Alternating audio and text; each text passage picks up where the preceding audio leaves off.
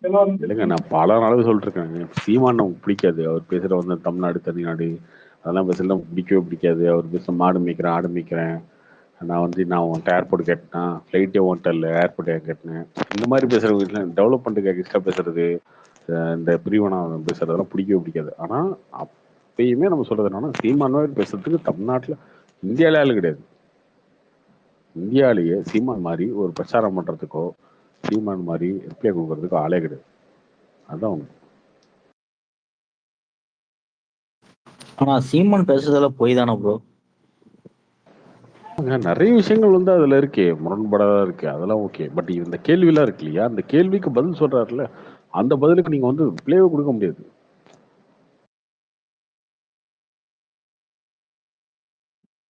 கண்டிப்பா இன்னைக்கு பேசல வேற லெவல் ப்ரோ. நான் எதிர்பார்க்கவே இல்லை. வேற லெவல்.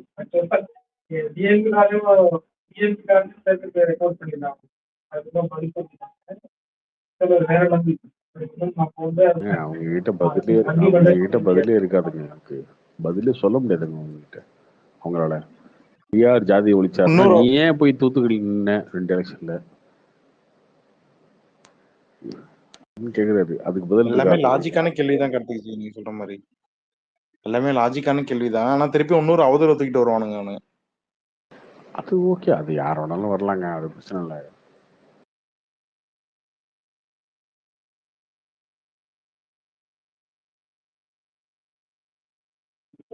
இல்லை கார்த்திக் ப்ரோ, எல்லாம் நமக்கு ஏற்கனவே தெரியும். பட் வந்து ஒரு அரசியல்வாதி பேசினாதான் அது வந்து கொஞ்சம் எல்லாமே தெரிய வரும். அப்புறம் இவர் பேசினதுக்கு வந்து என்னோட கங்க்ராச்சுலேஷன் அவங்க சொல்லுவோம். ஏன்னா இல்லை தெரிஞ்சு நமக்கு பேசணும் நான் கேட்க மாட்டேங்க. ஸோ அது தெளிவாக மீடியாவில் பேசுறது வந்து நம்மளுக்கு எல்லாருக்கும் தெரியும். டிஎன்கே வந்து தெரியாமல் எவ்வளோ விஷயங்கள் இருக்கு. அது ஒரு கிரை ஏரியாவே இருக்கு. இப்போ வந்து நல்லா ஒரு வந்து வெச்சல் பார்க்க அப்படின்னு. ஸோ அது வந்து நல்லது, எல்லாரும் தெரிஞ்சுக்கணும்.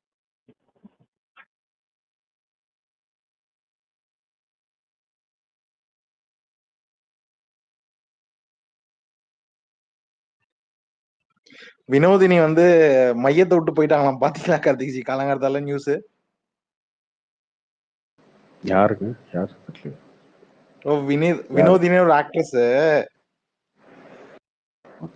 மையம் மையம் நம்ம கமலஹாசனோட மையம் மக்கள் நீதி மையம் ஏசமா கட்சியில இருந்து வெளியே போயிட்டாங்க. கமலஹாசனே இல்ல அந்த கட்சியில. எங்க நீங்க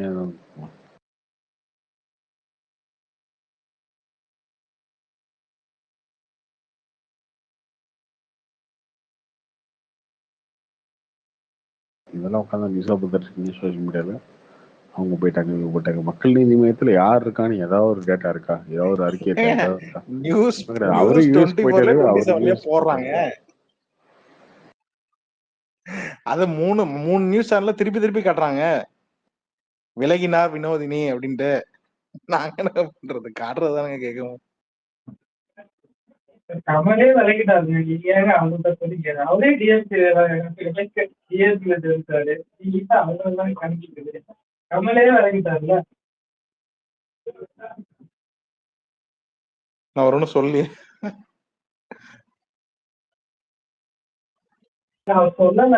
அதான் விலகிட்டாரு.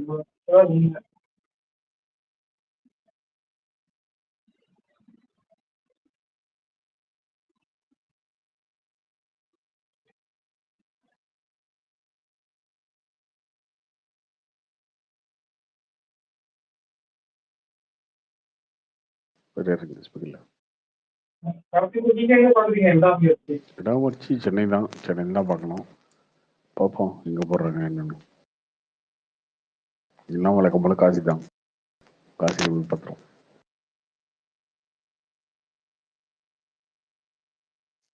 ப்ரோ நாம் தமிழர் காளியம்மாளும் டிவில ஜாயின் பண்ண போறாங்க நியூஸ், அது உண்மையா ப்ரோ? அப்படின்னு சொன்னாங்க. ஆக்சுவலி ஆதவர்ஜுனா வந்ததுக்கு அப்புறம் நிறைய பேர் வெளியில இருந்து வருவாங்கன்னு சொல்லிட்டு சொல்றாங்க.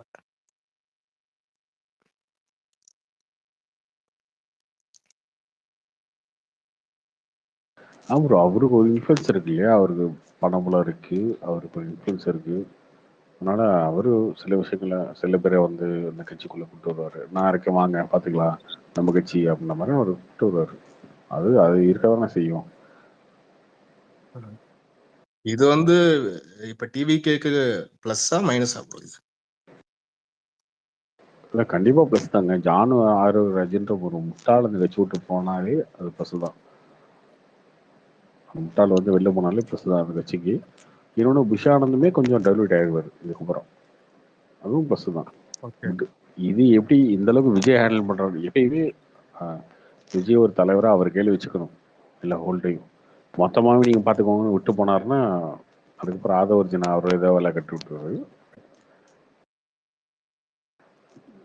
ஒரு வருஷம் டிராவலில் ஜோ புஷானந்தும் பெருசாக ஒன்றும் பண்ணல. ஸோ அப்படிங்கும்போது புதுசாக ஒருத்தர் வராருன்றது ஒரு நல்ல மூவ் தான். அது எந்த அளவுக்கு போகுதுன்றது இவங்களே பரவாயில்ல அப்படின்ற மாதிரி போய் நிறுத்திடக்கூடாது. அதை விஜய் வந்து கண்காணிக்கணும். ஓகே. இப்போ February 2 கூட ஃபர்ஸ்ட் ஆனிவர்சரி ஏதோ பண்ண போறாங்களா நியூஸ் வருது. ஆமாம் ஆமாம், சிலை எல்லாம் திறக்க போகிறாங்க. நினைக்கிறேன் அந்த 5 பேர் இருக்காங்கல்ல புதிய தலைவர், உங்களோட 5 பேர்த்தோட சிலை வந்து அந்த ஆஃபீஸில் திறக்க போகிறாங்க. அதெல்லாம் பண்ண போகிறாங்க. ஓகே. ப்ரோ வேல்பாரி படம் சங்கர் அடுத்து எடுப்பாரா ப்ரோ? இந்தியன் 2 பார்த்துட்டீங்க, ஜேம்ஸ் சீனியர் பார்த்துட்டீங்க, அடுத்து இந்தியன் 3 பார்க்க போறீங்க. ப்ரோ அதுக்கு அடுத்து எடுப்பாரா இல்லையா ப்ரோ? அவரு எடுக்கலாம், யாரை வச்சு எடுக்கலாம்? தோல்வி யாரை வச்சு எடுக்கலாம் நீங்க ஆசைப்படுறீங்க? எந்த ஹீரோ வச்சு எடுக்கலாம்? ப்ரோ அந்த மாதிரி ஒண்ணுல சங்கர் கம்பேக் கொடுக்கணுன்றது என்னோட. அப்படி கிடையாது. எந்த ஹீரோ சொல்லுங்க, எந்த ஹீரோ கொடுக்கலாம்? ஒரு தனுஷ் எந்த ஹீரோக்காக வச்சு கொடுக்கலாம்? தனுஷ் ஃபேன்ஸ் அமைக்க கூடுறா ஐயப்பா, அமைக்க கூடுறா. எப்படிங்க ஒரு ஹீரோவுக்காக கொடுக்க முடியும்? அந்த மாதிரி சங்கர் கம்பேக் கொடுக்கணும். சங்கர் வேணா கொடுத்துட்டோம். அதுக்கு வந்து ஒரு ஹீரோ வந்து எத்தனை பேர்த்த காலி பண்ணுவீங்க? ரஜினிய, கமல, ராம் சரண, அடுத்து வேற நீங்க கம்பேக் கொடுக்குறதுக்காக இன்னொரு தலைவர் போனா விக்ரம் விட்டீங்களே. வேல்பாரி எடுத்துதான் கம்பேக் வந்து கிழிக்க முடியுமா உங்களால? வேற எதுவும் பண்ண முடியாதா? ஒரு ப்ரொடியூசர் ஏதோ ஒரு ப்ரொடியூசர் வந்து 400 கோடி கொடுக்கணும். அந்த 400 கோடியை தூக்கி குப்பையில போற மாதிரி போட்டு போவீங்க. ஏதோ ஒரு ஹீரோ வந்து ஒரு வருஷம் டேட் கொடுக்கணும், அந்த ஹீரோவை காலி பண்ணிட்டு போவீங்க. ஏன் சின்ன படமா எடுங்க. என்னப்ப காதலன் மாதிரி, பாய்ஸ் மாதிரி, பாய்ஸே பெரிய பட்ஜெட் தான், அந்த மாதிரி ஒன்று எடுக்கலேன். எடுக்கலையே என்ன மற்ற ரேடர்ஸ்லாம் அந்த மாதிரி எடுத்து நீங்க உண்மையிலேயே வந்து இப்ப கரண்ட் ட்ரெண்ட்ல இருக்கீங்க அப்படின்னு ப்ரூவ் பண்ணிட்டு போக வேண்டியதானே. ப்ரூவ் பண்ணா அதுக்கப்புறம் வந்து எடுத்தா ஓகே. நல்ல வேலை அஜித் மாட்டல சங்கர் கிட்ட. இல்லனா இந்த கதை இல்லைங்க, இந்த கதை ஒன்று விஜய் கிட்ட அஜித் தான் சொன்ன கதை தான் ஃபிலிம் செஞ்சிருக்கு. இல்லனா அஜித் ஃபிளாப் ஆனா திருப்பி படம் கொடுப்பார்ல. நல்ல வேலை மாட்டல, 3-2 படம் வாங்கியிருக்கும். ஓ அப்படி யோசிக்கிறீங்க. கரெக்டு. ஃபர்ஸ்ட் படம் எடுத்து அதுக்கப்புறம் 2வது படம் எடுத்து 3வது படம் எடுத்து எப்படா வெளில தப்பிச்சு வெளில வரும்ன்ற மாதிரி லாக் ஆயிருப்பீங்க நீங்க உள்ளுக்குள்ள. சங்கர் தோத்தது ஏதோ வாழ்க்கையில நானே தோத்த மாதிரி இருக்கு ப்ரோ. ரொம்ப கஷ்டமா இருக்கா? ஆமா ப்ரோ, ஏன்னா என்னை பொறுத்த வரைக்கும் சங்கர் தான் நான் டாப்ல வச்சிருந்தேன். என்னோட இன்ஸ்பிரேஷனா இருக்காரு. இப்படி அடி வாங்கும்போது எனக்கு ரொம்ப அடி வாங்கும்போது வாழ்க்கையில யாருக்குனாலும் செருப்படியும் சாணி அடியும் விழுகுன்ற அந்த யதார்த்தத்தை புரிஞ்சுக்கிட்டு தான் வாழணும் நம்ம வாழ்க்கையை. நமக்கும் விழுவோம் நாளைக்கு. இந்த மாதிரி எல்லாரும் எல்லா இடத்துலையும் டான் கிடையாது, எல்லாரும் எல்லா இடத்துலையும் பெரிய ஆள் கிடையாது, வேம்பயர் கிடையாது. திடீர்னு போற இடத்துல நம்ம யாருன்னே தெரியாத ஒருத்தன் செருப்பு கழிட்டு அடிச்சுட்டு போயிடுவான் அப்படின்றது தான் இந்த யதார்த்தம்.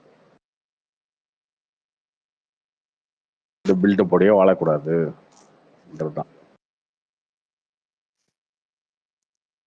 ஆனா சுந்தர்சி கிட்ட வாங்கினது தான் ப்ரோ. அது எப்ப எடுத்த படங்க? 12 வருஷத்துக்கு முன்னாடி எடுத்த படம் அதகராஜா. சுந்தர்சியே நினைச்சிருக்க மாட்டாரு இந்த படம் இப்ப வந்து ரிலீஸ் ஆகி ஹிட் ஆகணும். அது ஏன் ஹிட் ஆச்சுன்னு அவருக்கே தெரியாது. ப்ரோ. ஆனா சுந்தர் சியும் சங்கர் ஆனா ஒரே இதுக்கப்புறம் தராசுல வைக்க முடியும். சங்கரை நம்பி யாராவது படம் கொடுப்பாங்களா bro? அதுதாங்க. அது ரொம்ப காம்ப்ளிகேஷன் தான். அவரை நம்பி ஒரு ஹீரோ கொடுத்து அந்த ஹீரோவுக்கு வந்து பெரிய இன்வெஸ்ட்மெண்ட் வந்து அதெல்லாம் பண்ண முடியாதுங்க. அந்த மாதிரிலாம் முன்னாடி மாதிரிலாம் பிஸ்னஸ் இப்போ இல்லை. பிஸ்னஸே ரொம்ப டஃப்பாக இருக்குது. டிஜிட்டல் சேட்டலைட் எல்லாமே டஃப்பாக இருக்குது.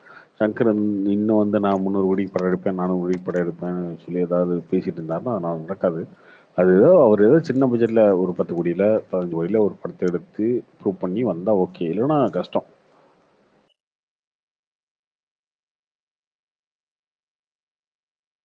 இப்போ ராமராஜன் படம்லாம் அந்த காலத்தில் ஓடுங்க. ராமராஜன்லாம் பெரிய ஹீரோ தான், ஓகேவா? அவர் ரஜினி கமலுக்கு ஈக்குவலாக வசூல் பண்ணுவார். அதுக்குன்னு நீங்கள் ராமராஜன் வந்து எனக்கு 4 படம் ஓடல, இது ஒரு மேட்ரா, திரும்ப வந்து எனக்கு கொடுங்க அப்படின்னு இப்போ பேச. நான் ரஜினி வந்து அந்த காலத்தில் எப்படி தெரியுமா, 2 பேரும் ஈக்குவல் தான். ரஜினிக்கு 4 கோடி படம் எடுக்கல, எனக்கு எடுக்குன்னு கேட்குற மாதிரி இருக்கும். அது வெற்றி தோல்வியை பொறுத்து தான் எல்லாமே. தோத்துட்டிக்கும் மார்க்கெட் குறைஞ்சி போச்சுன்னா அப்படின்னா அதுக்கு தகுந்த மாதிரி ஒரு ஆளை பார்க்கணும். அதை விட்டு நான் யார் தெரியுமா, நான் சங்கர், நாங்களாம் நீங்களாம் வந்து குழந்தையா இருக்கும்போது இட்டு கொடுத்தவன், ஸ்டாக் பஸ்ட் கொடுத்தவன், இப்படி பேசிட்டு முடியாது.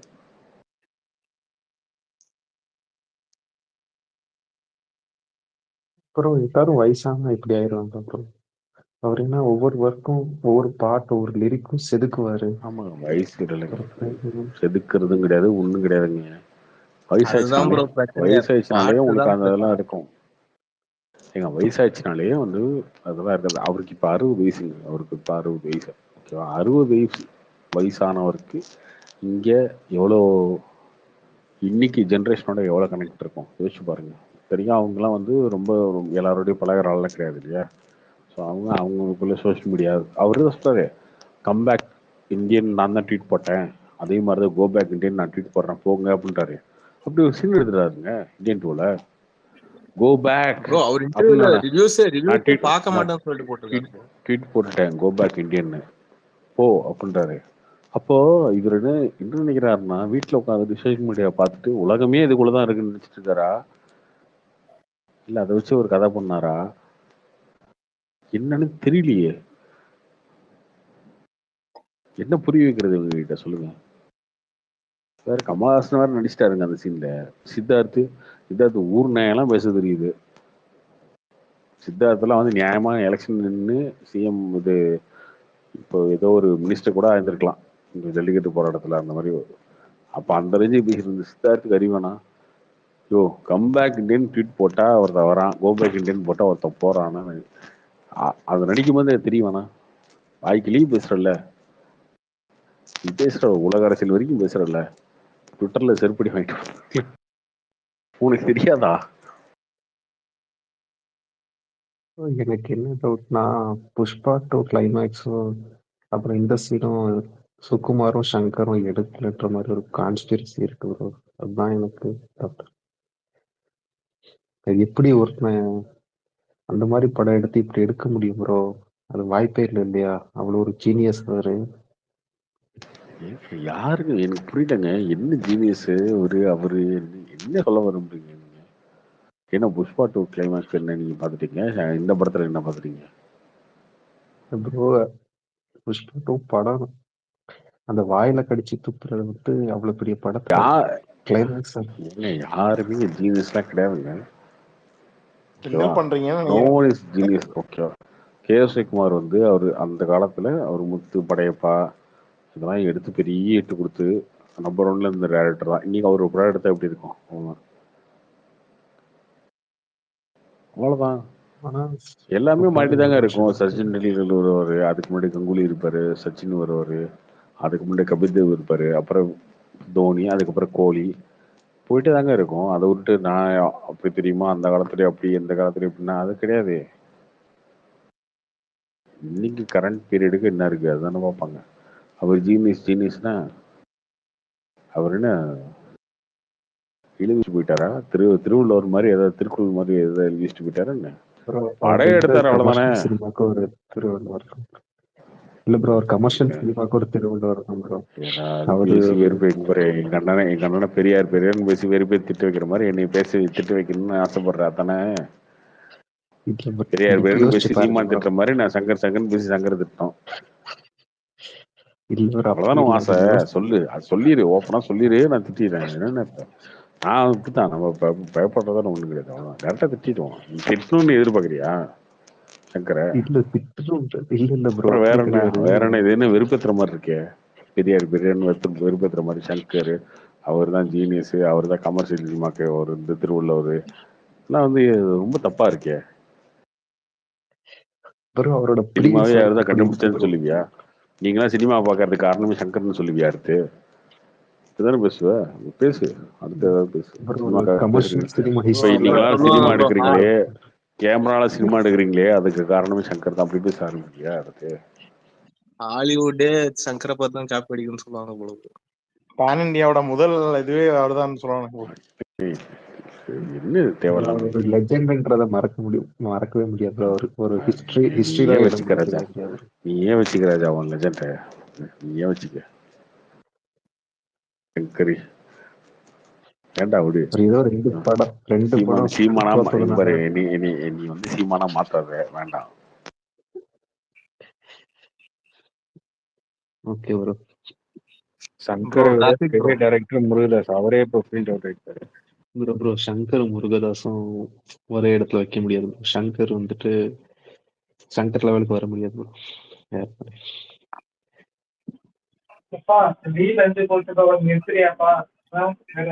ஜி அடுத்த படம் வந்து இவரு நம்ம சிவகார்த்திகேயன் பண்ணிட்டு இருக்காருல்ல முருகதாஸோட, அது என்ன, அது பொலிட்டிக்கல் படமா இல்ல அது எப்படி செய்யுது? பொலிட்டிக்கல் அந்த ஆக்ஷன் த்ரில்லர் அந்த மாதிரி. ஓகே இது ஒரு மாஃபியா அந்த மாதிரி வரும். Okay G.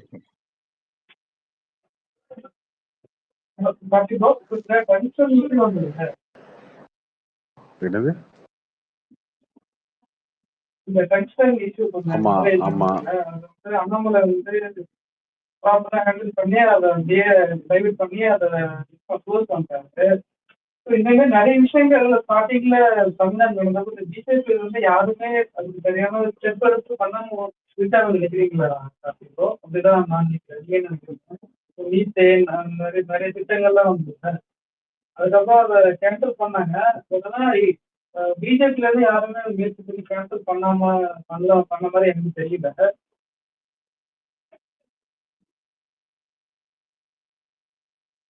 ஆமாமா அது மற்றவங்களாம் வந்து சரியா ரியாக்ட் பண்ணலங்க. இப்போ ஜல்லிக்கட்டெல்லாம் பார்த்தீங்கன்னா கொண்டதே பிஜேபி தான்.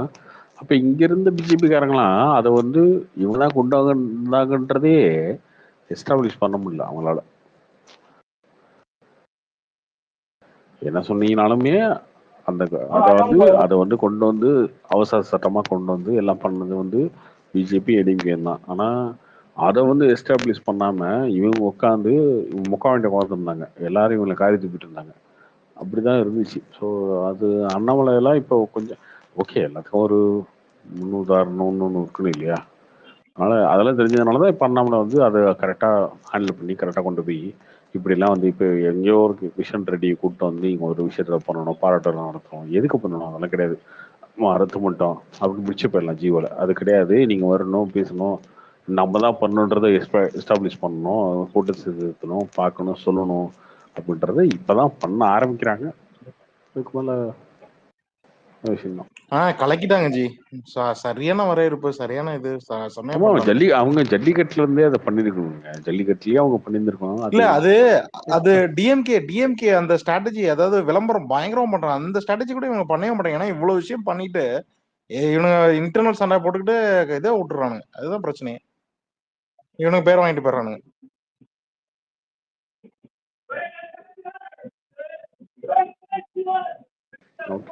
இது தேவையில்லாம எடப்பாடி வீட்டுக்கு வர யாரும் போயிருக்காங்க பாராட்டு விழா. அது காமெடியா இருந்தது. தேவையில்லாம இருந்தது.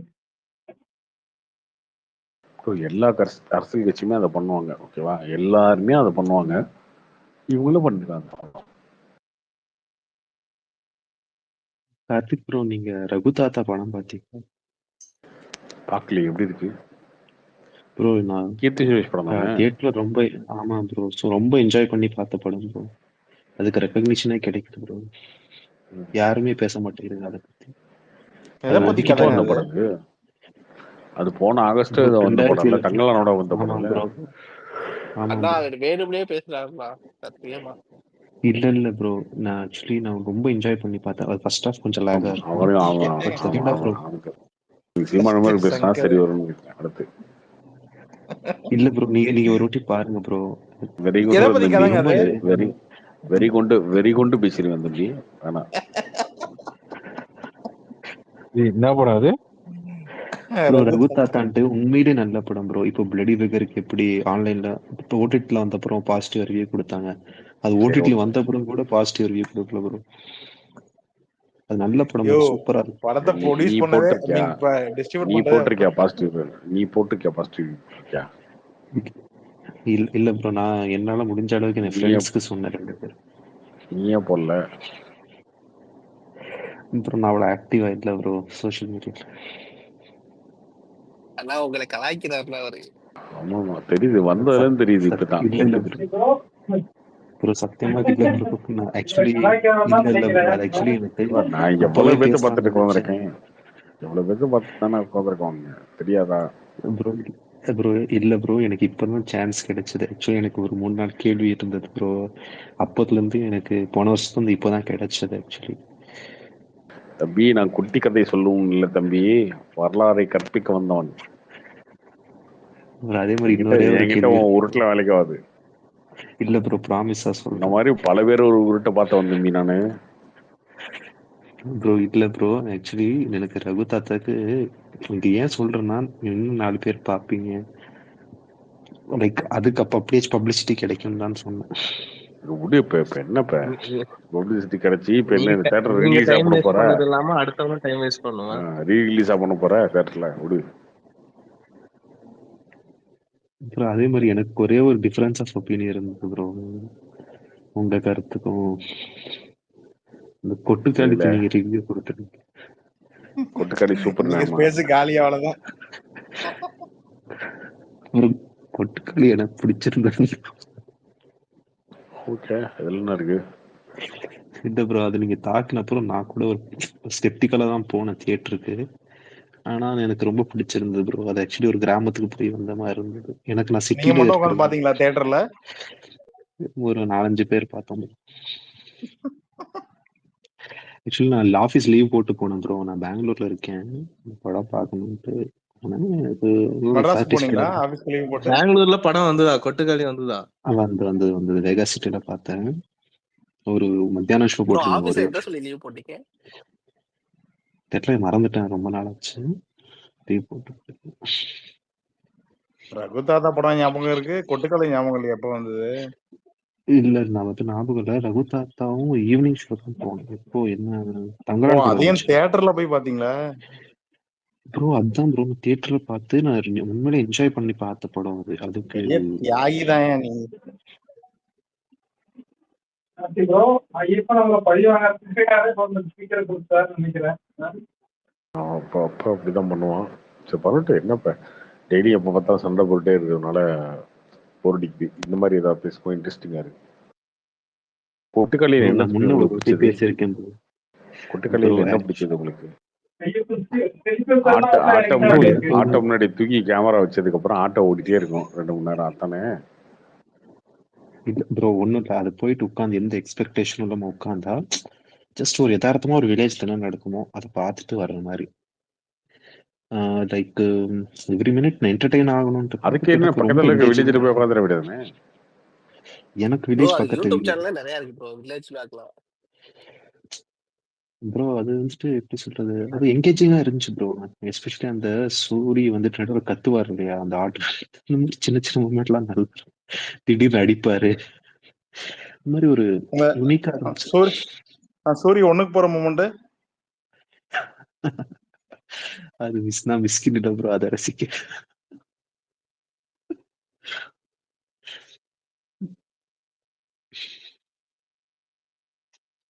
இந்த மாதிரி தான் bro, இந்த 2-3 படம் மிஸ் ஆயிடுச்சு bro, என்ன பண்றது, உங்களுக்கு பிடிச்சிருக்கு, எனக்கு பிடிக்கல. அரசனம் இல்லை நமக்கு, இன்னும் அந்த அளவுக்கு இந்த வளரல.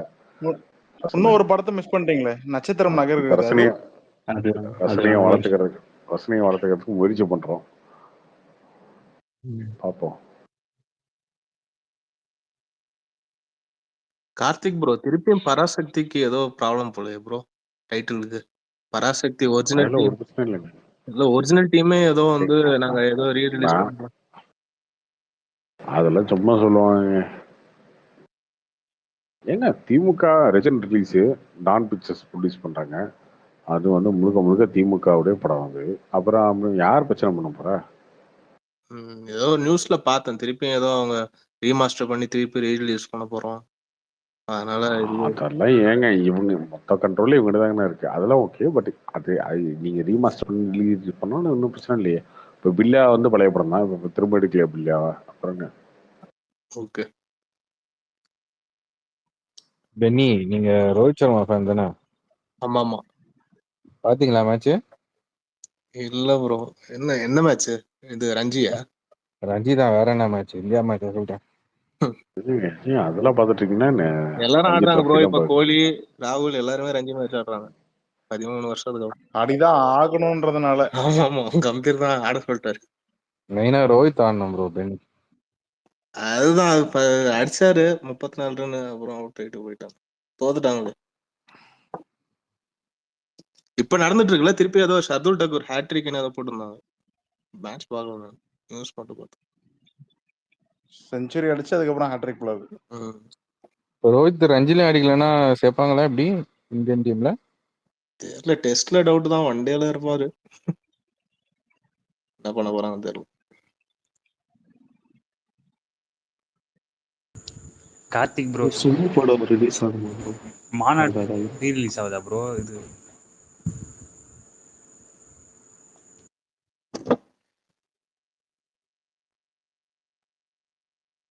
மாநாடு ரிலீஸ் ஆகுது. கரெக்ட் ஆகுது. நீங்க ஒன் ஆஃப் த ப்ரொடியூசரா இல்ல டிஸ்ட்ரிபியூட்டரா? ஏதோ உங்க பேர் ஆனா இதுல பார்த்தேன் நான். மாநாடு ஆமா மாநாடு டிஸ்ட்ரிபியூஷன் ஒர்க் பண்ணோம் ப்ரோ. அப்போ அதான் பேர் இருந்துச்சு அதுல, அதான் கேட்டேன். ஆமா ஃபர்ஸ்ட் நம்ம பேர் தான் வரும். வல்லுமா மன்மதம் வந்திருக்கலாம். மற்றவங்க பேர்ல கடைசியா தான் போட்டிருப்பாரு.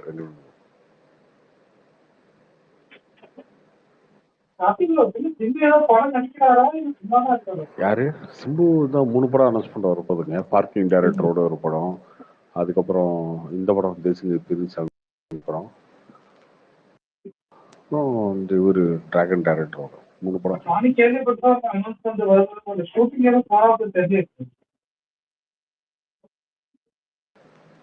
இப்போ 3 தான் வரப்போகுது. 3ஆம் தேதி சொல்லுவாங்க. நீங்க 3ஆம் தேதி ஒரு பர்த்டே 3ஆம் நாளா? 3 ப்ரோ 3. 3ஆம் தேதி தான் 3 அனௌன்ஸ் பண்ண வர்றாங்களாமே.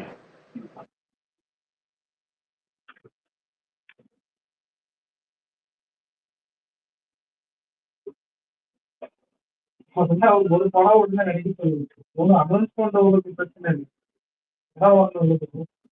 அதுதான் எப்படி தக் லைஃப் வருது இல்ல ப்ரோ? தக் லைஃப் இருக்கு. அப்புறம் அது ஒரு படம், இன்னொரு படம், 2 படம் இந்த வருஷம் வந்துடும். அது அடுத்த 2 படம் அடுத்த வருஷம் வச்சுக்கோங்க. தக் லைஃப் எப்போ ரிலீஸ்? ஜூன் 4. ஓகே.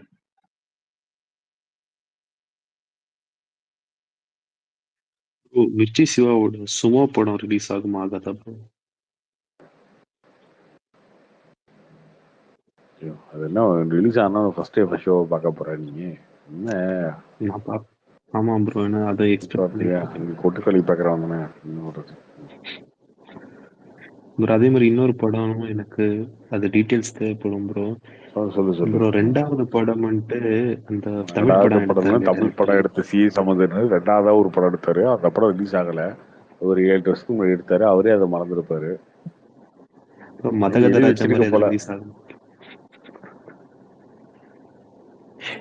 யார் நடிச்சிருக்காங்க? யார் நடிச்சாங்கன்னு சொல்லுங்க. விமல் நடிச்சிருப்பாரு. அப்புறம் பவர் ஸ்டார் இருப்பாரு. ட்ரைலரும் ரிலீஸ் ஆச்சு. நல்லா இருக்கும் ப்ரோ. அந்த பாட்டெல்லாம் நல்லா இருக்கும். எப்படி இருக்கே? வினோதமா இருக்கே. என்ன காரணம் ப்ரோ? நான் இதுக்கு முன்னாடி 2 வருஷத்துக்கு முன்னாடி உங்ககிட்ட பேசியிருக்கேன் ப்ரோ. அப்படியா? அப்பயும் இப்படியேதான் பேசிருக்கீங்களா? 2 வருஷம் ஞாபகம் கொடுக்குறேன். இல்ல ப்ரோ, நீங்க ஞாபகம் வச்சிருப்பீங்க. அப்பயும் இப்படிதான் பேசுனீங்களா ப்ரோ? நான் ப்ளூ சட்டை மாறன் ஃபேன் வந்திருந்தேன் ப்ரோ. அது சரி. என்னவா இருக்கட்டும் 2 வருஷம் கழிச்சு யாருக்கு ஞாபகம் இருக்கும்? ஐயப்பனே இப்ப ஒரு 6 காதலிக்க மாசம் நேரமில்லை பார்க்கலாம், அவன் படத்தை மூஞ்ச ரசி மறந்துடுவேன். இப்ப காதலிக்க நேரமில்லை படத்தை ரசிச்சிருப்பீங்களே. அது பார்க்கல ப்ரோ. அந்த மாதிரி அந்த அந்த அந்த மாதிரி படம் எனக்கு பிடிக்காது. லவ் ஸ்டோரிஸ் நான் பார்க்கணும். ஓ, அது லவ் ஸ்டோரி கணக்குல வருமா?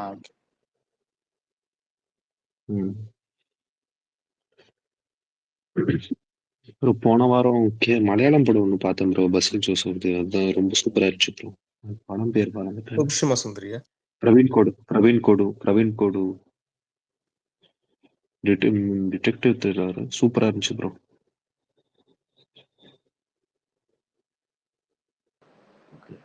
அப்புறம் சூக்ஷ்ம தர்ஷினியும் மாசா இருந்துச்சு ப்ரோ. வேற யாருக்கு நான் கதினா இது பழைய ஸ்பேஸ் ஒன்று கேட்டேன். அது செம்ம ஃபன்னா இருந்துச்சு. இந்த லியோ ஆர்டினான்ஸ் ஏன் நடக்கலன்ட்டு பேசியிருப்பீங்க. அதுல பிரசாந்த் அண்ணா கூட ஏதோ டிவி தேடல்னு ஏதோ சொன்னாரு. அதுக்கப்புறம் ஸ்டாப் ஆயிடுச்சு. அது என்ன மேட்டர்னா அது? நான் அப்ப நடந்ததுங்க அது. இந்த மாதிரி ஆடியன்ஸ் வந்து கூட்டம் அதிகமாக சேருன்னு சொல்லி அவங்க கேன்சல் பண்ணிட்டாங்க. அதுக்கப்புறம் நம்ம சொன்னோம் இல்லைங்க அதெல்லாம் ரீசன் கிடையாது, இது வேற ரீசன் சொன்னோம். அவங்க ஒன்னே வந்து டிவி திடலில் வைக்கலாம்ல அப்படின்னாரு அவரு. அது ரொம்ப நாளாச்சு இல்லை. லியோ வந்து 2 வருஷம் இருக்குல்ல அப்படிங்க. இல்ல சரி, இன்னைக்கு ரெக்கமெண்டேஷன்ல காடிச்சு. அதான் இந்த தீவு திடலே ஓடி இருந்துச்சு. அதை கேட்டு அவரும் டென்ஷன் ஆகி போயிட்டாரு. அது அப்படிதான் ப்ரோ. அண்ணன் ஒரு விஷயத்தை பிடிச்சிட்டு பேசுவாரு, அண்ணன் அது அவரு கேட்டா கோவச்சு ஓயிட்டு போயிடுவாரு. என்ன வர்றது இல்லைண்ணா இப்பெல்லாம்? ஏன் தெரியலையே, நான் கூப்பிடலைங்க. நீங்க யாரும் ஃபோன் பண்ணுங்க, ஃப்ரீயா இருந்தாருன்னா வரட்டும். விளையாடி பாருங்க.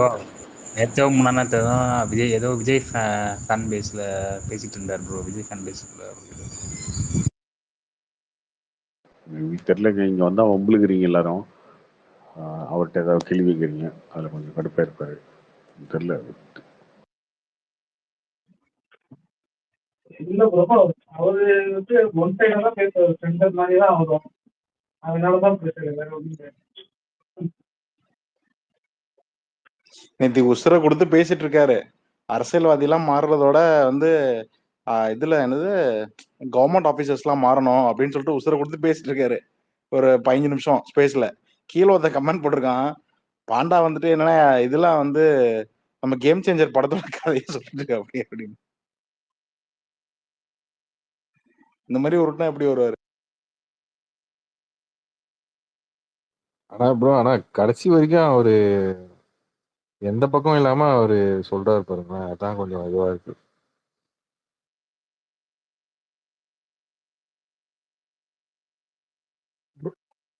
அவர் பேசுறது பாத்தீங்கன்னா இந்த இயர் போட்டுறாங்க தான். இயர் போட்டுற மாதிரி இருக்கும், போட்டாத மாதிரி இருக்கும். ஆனா உண்மையிலே அவர் தான் காமன் பீப்புள். அவர் தான்.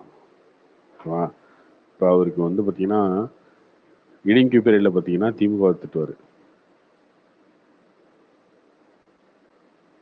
திமுக பேரில் எடிம்பி திட்டுவார். ஆனால் காமன் பீப்புள் எப்படின்னா எடிம்பி பேரில் இடிம்பி திட்டுவானுங்க, திமுக பேரில் திமுக திட்டுவானுங்க. உங்களுக்கு எப்பயுமே உங்களுக்கு ஆசை நிறைவேறாது. அதானே உண்மை. உங்களுக்கு சரியான நினைக்கிற அதுதாங்க எல்லாருமே சொல்றேன். அதான் நீங்க நினைக்கிற சம்பளம் வராது, நினைக்கிற வேலை கிடைக்காது, நினைக்கிற பொண்ணு கல்யாணம் பண்ண முடியாது, லவ் பண்ண முடியாது. நீங்க எந்த இடத்துலையுமா ஃபெயிலியர் ஃபேஸ் பண்ணிட்டு தான் இருப்பீங்க நிறைய இடங்கள்ல. அது ஃபேமிலியா இருக்கட்டும், வேலையா இருக்கட்டும், எல்லா இடத்துலையுமே. அந்த கோவம்லாம் எங்க வரும்? இதே நான் யூஎஸ்ல இருந்தா இவ்வளோ ஜாலியாக இருப்பேனே, லண்டன்ல இருந்தா அப்படி இருப்பேனே அப்படி எவனோ ஒருத்தர் சொல்றதை வச்சுட்டு உங்களுக்கு கோவம் வரும்ல. அப்போ இந்த கண்ட்ரி மேலே கோவம் வரும், நாட்டு மேலே கோவம் வரும், ஆட்சி பண்றவங்க மேலே கோவம் வரும். அந்த கோவம் யார் மேலே திரும்பும் அப்படின்னா, இவங்களுக்கு ஓட்டு போடக்கூடாதுங்க, அதுக்கு அவனே பரவாயில்ல அப்படின்னு வரும். இதுதான் இந்த அதிருப்தின்னு சொல்லுவாங்க, ஆன்டி இன்கம்பன்ஸ்ன்னு சொல்லுவாங்க, அதெல்லாம் சொல்லுவாங்க இல்லையா. அது நேச்சுரலாக வந்துட்டு தான் இருக்கும். உங்களுக்கு 5 வருஷத்துக்கு ஒரு டைம் வந்துட்டு தான் இருக்கும் எல்லாரும் மேலேயும். அது யாரா இருக்கட்டும், யாரா இருந்தாலும் வந்துட்டு தான் இருக்கும்.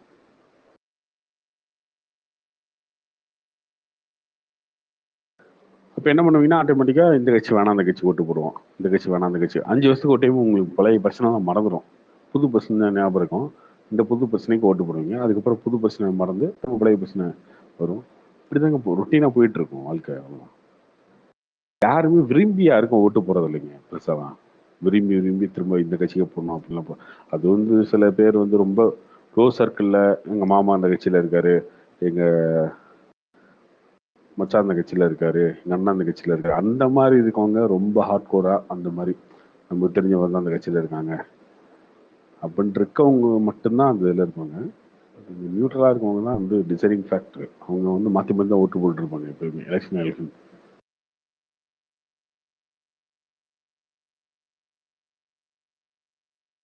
அப்படியான ஒரு ஆள் தான் அண்ணன். ஆனால் அண்ணன்ட்டு என்ன பிரச்சனைனா, அண்ணன் ஆளுங்கட்சி சப்போர்ட்டாக பேசுவார், எதிர்கட்சி திட்டுவார். அதுதான் வினோதமாக இருக்கும். அதான் எப்படி நான் இவ்வளோ வருஷமா மெயின்டைன் பண்றாரு. ஒரு லெவல் லிமிட்டுக்கு மேல நம்மளுக்கே அது இதாயிடும்ல. அவர் ஃபர்ஸ்ட் நான் பார்த்த ரிவ்யூவும் லாஸ்ட் பார்த்த ரிவ்யூவும் ஒரு படம் தான் ப்ரோ. அதுலேயே தெரிஞ்சிச்சு இவர் நல்லா இது பண்றாரு ரிவ்யூ பேர்லன்ட்டு. எல்லாருக்குமே ஒரு சின்ன ஒரு பயம் இருக்குங்க. என்னன்னா, ஐயோ இது நம்ம சொன்னா நம்மள ஏதாவது பண்ணுவாங்களா அப்படின்னு. யாருமே எதுவுமே பண்ண முடியாதுங்க. இந்த உலகத்துல யாராலையுமே யாரையும் வந்து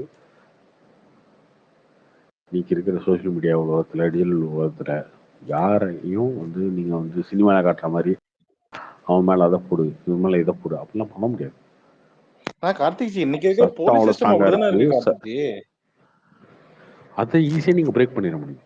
சரியா? அது தாண்டி உங்க மேல தப்பு இருந்தா மட்டும் தான் நீங்க அதுக்குள்ள பயந்துக்கணுமே தவிர, நீங்க ஒரு விஷயத்த பேசுறீங்கன்னா ஸ்ட்ராங்கா பேசுறீங்க அப்படின்னா அவதூறு பேசாம, நடக்காதது பேசாம, அபியூஸ் பண்ணாம அதெல்லாம் பேசுனீங்கனாலே உங்களை யாரும் எதுவும் பண்ண முடியாது. ஆனா இவங்க என்ன எல்லாம் நினைச்சுக்கிறாங்கன்னா, ஐயோ நம்ம பேசினா அப்படியா இருமோ கிடையாது. இவங்க வந்து ஆட்சியாளர் இப்போ ப்ரோ நீங்க என்ன ப்ரோ சொல்றீங்க? மினிஸ்டர்ஸையும் திருமாவளவனாலே பேச முடியலையே ப்ரோ. அவரே கட்சி கொடி திருமாவளவன் கட்டியிருந்தா கூட்டணி இல்லைங்க. திருமாவளவன் கூட்டணி கட்சிக்காரருங்க. ஒரு கூட்டணியில் இருக்காரு. அவராலே அவர் பேச மேலே இருக்காங்க. முடியல. அவர் பணம் வாங்குறாரு. கூட்டணி கட்சி இருக்காரு. அவ்வளவுதான். அவரே ஏன் பேசணும்? எனக்கு புரியல. அவர் அவரே ஏன் முட்டு பேசணும்? கொடுக்குறாரு பாருங்க. எப்படி முட்டு கொடுக்குறாரு பாருங்க. கட்சி இல்லைங்க, கொடி அவர் இருந்தா ஏன் அது பேசணும்னு கேட்குறேன். அவர் ஏன் பேசணும்? அவர் கூட்டணி கட்சியில இருக்காரு. அவ்வளவுதான். அவர் ஏன் பேசணும்? டிஎம்கே இல்லைன்னா அவரால் ஜெயிக்க விட முடியாது. அது அவருக்கும் தெரியும். அவர் பேச முடியாதுல்ல. பட் ஆனா அதுக்கு சொல்லாம சைலண்டாவது போயிருக்கலாம். இப்படி சொல்லி வாங்கி கட்டிக்கிட்டாரு. இதுக்கெல்லாம் ஒருத்தர் முட்டு கொடுத்தாரு பாருங்க, சவுக்கு சங்கர். அவர் ஒரு ஆளுமைங்க. என்ன சொல்றாரு? திரும்ப ஒரு ஆளுமைங்க. இல்ல முன்னாடி சொல்றேன். அவர் வெளியே வந்துட்டாருன்னா, ஏடிஎம்கேயோட சேர்ந்துட்டாருன்னா ஒரு இது நடக்கணும்னு போன தடவை என்ன ஓட்டு ஓட்டுனாரு எப்பா டே. ஏங்க இந்த யூடியூப் சேனல்ல வந்து ஒருத்தர் ஒன்று சொல்லுவான், அதெல்லாம் நம்புறதை விடணும். அந்த அரசியல்வாதிங்க நிறைய தப்பு பண்றதாங்கலாம். சரிதான் கார்த்திக். இந்த நடுநிலையே காட்டிட்டு அதை பண்ணவே கூடாது. இந்த யூடியூப் ஏதோ ரெகுலேஷன் பண்ண போறான் அப்படின்றானுங்களே, அது எப்போ பண்ணுவானுங்க? என்ன ரெகுலேஷன் இதுக்கு? அதானே இப்ப நடுவுல கூட ஏதோ ஒண்ணு வந்துச்சுண்ணா. அந்த மாதிரி நிறைய பேர் நிறைய ஃபேக் நியூஸ் இந்த ஏடிடி மேட்டர்லாம் வரும்போது கூட ஸ்ப்ரெட் ஆச்சு. அந்த மாதிரி ஆமாமா லா போடுறாங்க. லா போடுறேன்னானுங்களே, அது எப்போ அது வரும் ப்ரோ. அது வரும். அது இப்போதைக்கு தான் ரிசர்ச் பண்ணிட்டு இருக்காங்க. அன்கண்ட்ரோல் தான். யூடியூப்ல கண்ட்ரோல் பண்ண முடியாது. அதுக்கு எப்படி சட்டம் போடுறதுன்றத உட்காந்து யோசிங்கனாலே அது ஒரு 5 வருஷம் ஆயிடும் யோசிச்சு முடிக்கிறதுக்கே. அதுக்குள்ள யூடியூப் வேற மாதிரி போயிடும். இல்ல கார்த்திக் ஜி, ஃபேக்ட் செக்கே வந்து உங்களுக்கு வந்து சென்டர்ல கிடையாது இல்ல, அது ஸ்டேட்லயும் இருக்கக்கூடாது அப்படி சொல்லிட்டு பேசியிருந்தாங்க. என்ன சின்னே தெரியலீங்களே, அது அந்த கேஸ் போட்டு அது வந்து இதுவாச்சு சொல்லிட்டு சொல்லியிருந்தாங்க. ஃபேக்ட் செக்லாம் வைக்க கூடாது அப்படின்னு சொல்லிட்டு கோர்ட்டு தீர்ப்பு சொல்லுச்சு அப்படின்னு சொல்லிட்டு சொன்னாங்க. ஆனா தமிழ்நாட்டுல அதை பத்தி பேசவே இல்லை. ஃபேக்டாக செக் பண்ண முடியாதுங்க. இப்போ இன்ஸ்டன்டான நியூஸ் வரும்போது நீங்கள் லைவ்ல பிரேக்கிங் நியூஸ் போடும்போது, சோஷியல் மீடியாவில் நியூஸ் போடும்போது ஃபேக்டாலும் நீங்கள் செக் பண்ணவே முடியாது இல்லையா? இப்போ நீங்கள் அந்த பொண்ணு வீடியோ போட்டிருக்கீங்களா, அந்த ஒரு அவங்க போகிறாங்க காரில் வந்து சேஸ் பண்ணுறாங்கன்னு. ஆனால் நீங்கள் என்ன ஃபேக்டை செக் பண்ணுவீங்க? இவன் என்ன பண்ணா, அவங்க என்ன பண்ணா, அதெல்லாம் பார்க்க முடியாது. நம்ம இந்த நியூஸ் தான் பார்க்குறோம், இதுக்கு தான் ரிப்ளை பண்ண முடியும், இதுக்கு தான் ரேக் பண்ண முடியும், அவ்வளோதானே. இப்போ இந்த ஃபேக்ட் எல்லாத்தையுமே நீங்கள் ஃபேக்ட் செக் பண்ணணும் அப்படின்னா எல்லாத்துக்கும் ஒரு நெகட்டிவ் அவங்க பில்ட் பண்ணிட்டு போயிட்டே இருப்பாங்க. அவ்வளோதான். இது ஏன் நடந்துச்சு தெரியுமா, அது ஏன் நடந்துச்சு, இப்போ இன்னைக்கு ஒரு அறிக்கை கொடுக்குறாங்களே, அவங்க காரில் இடிச்சுட்டு போனாங்க அதனால சேஸ் பண்ணாங்க, எல்லாம் ரைட்டுப்பா. யார் அது, எந்த கார் அது, அந்த காரில் இருக்க கொடி வந்து திமுக கொடி, திமுகவோட பிரபலம் ஒருத்தர் ஃபார்ச்சுனர் வச்சிருக்காரு. யாரோட கார் அது? அதையும் சொல்லவே பண்றாங்களே இப்போ. அப்படின்னு அது சொல்லவே அப்படின்னு பண்றாங்களே சொல்லிட்டு என்ன தனிப்பட அமைச்சோன்றாங்கல்ல. அதுவும் 2 2 தனிப்பட தனிப்பட. பத்தாதுன்னு சொல்லிட்டு என்னங்க எக்ஸ்ட்ரா அநியாயமா ஒரு இருக்கு. ஒரு காருங்க ஈசிஆர்ல காரு அந்த காரோட வீடியோ வந்துருச்சு. ஓகே, அந்த கார் முன்னாடி டோல்கேட்டோ இல்லை பின்னாடி டோல்கேட்டோ தாண்டி தான் போயிருக்கும். இப்போ ஒரு ஃபார்ச்சுனர் கார் ஈசிஆர்ல வந்ததே கண்டுபிடிக்கிறதுக்கு தனிப்படை வேணுமா உங்களுக்கு?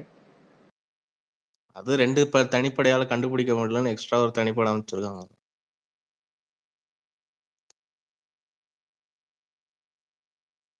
ஓகே, அந்த ரோட்ல எவ்வளவு சிசிடிவி வந்திருக்கும், ஏதோ ஒரு இடத்துல நம்பர் நோட் பண்ணியிருப்பாங்க. ஏதோ ஒரு சிசிடிவி நம்பரை வந்திருக்கும். அதுக்கப்புறம் அந்த கார் சேஸ் பண்ணிட்டு அவங்க வீடியோ வரைக்கும் போயிருக்கு. அவங்க பார்த்துருப்பாங்க. எல்லாம் இருக்கு இல்லையா? இன்னும் என்னங்க இது? அப்போ அதுதான் ஏதோ ப்ரோ. ஒரு திமுகவோட முக்கிய புள்ளியோட இல்ல பையனாவோ இல்லை அவங்க சொந்தக்காரனோ இருக்கும். அதை மறைக்கிறதுக்கு அவங்க வேலை பார்க்குறாங்க தானே. இல்ல வீடியோ போட்டோன்னே திமுகவுக்கு ரொம்ப கெட்ட நேரம் ரொம்ப நாளாவே இருக்கு. அதுதான் உண்மை. ஆக்சுவலாக இல்ல 40-40 ஜெயிச்சாங்க. திமுக 40-40 ஜெயிச்சிட்டாங்க. ஜெயிச்சதுக்கு அப்புறம் கூட ஜூன் மாதம் ரிசல்ட் வருது, ஜூன் 4. ஸோ அவங்க தான் 40-40 ஜெயிக்கிறாங்க. அந்த 40-40 ஜெயிச்சதுக்கப்புறம் சட்டசபை நடக்குது. அந்த மாதம் ஜூன் மாதமும் நடக்குது. ஜூன் 20-21 நடக்குது.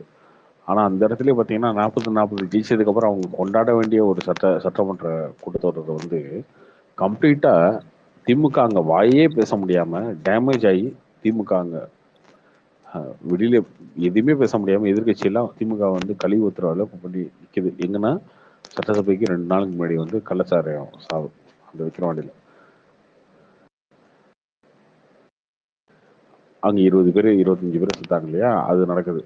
அதுலேருந்து ஆரம்பிச்சிங்கன்னா அதுக்கப்புறம் இந்த சாதிக் பாஷா கேஸு, அதுக்கப்புறம் இந்த அண்ணா யூனிவர்சிட்டி மேட்ரு, நீட்டுக்கு அவரே வாக்குமூலம் கொடுத்துட்டாரு. எங்க நீட்டை எங்களால் ஒழிக்க முடியாது, நாங்கள் சும்மா சொன்னோம், அது அவங்க தான் பண்ண முடியும், நம்ம கையில் ஒன்றும் இல்லை அப்படின்னு சொல்லிட்டாரு. இந்த பொங்கலுக்கு அவங்களோட பொங்கலுக்கு காசு கொடுக்க முடியல, அதுக்கு திட்டு வாங்குறாங்க. இப்போ திமுக ஆரம்பத்துல ஒரு 6 மாசமாவே நெகட்டிவ்லேயே போயிட்டு இருக்கு. நீங்க சொன்ன மாதிரி எதுலையுமே பாசிட்டிவ் இல்லை, எதுலையுமே பாசிட்டிவா வரல இந்த ஒரு 6 மாசமா. போஸ்டர்ல செருப்பால் அடிச்ச பாட்டியை தேர்னதுக்கு ஒரு தனி கேஸ், அதுக்கு ஒரு தனிப்படை. ஆமா, அது திமுக பயங்கர நெகட்டிவா தான் போயிட்டு இருக்கு. இப்போ ஒரு உதயநிதியை எங்கேயுமே பெருசா பேசுறதே இல்லையே. வெளில அவரு படம் பார்த்துட்டு இருக்காரு. படம் பார்த்துட்டு இந்த படம் ரிலீஸ் பண்ணாமா, அந்த படம் ரிலீஸ் அதுலயே இருக்காரே தவிர அதை தாண்டி அவர் எங்கேயுமே பேசுறதே கிடையாது. அவரு எந்த இடத்துலயும் அவர் வெளில வர்றதும் கிடையாது.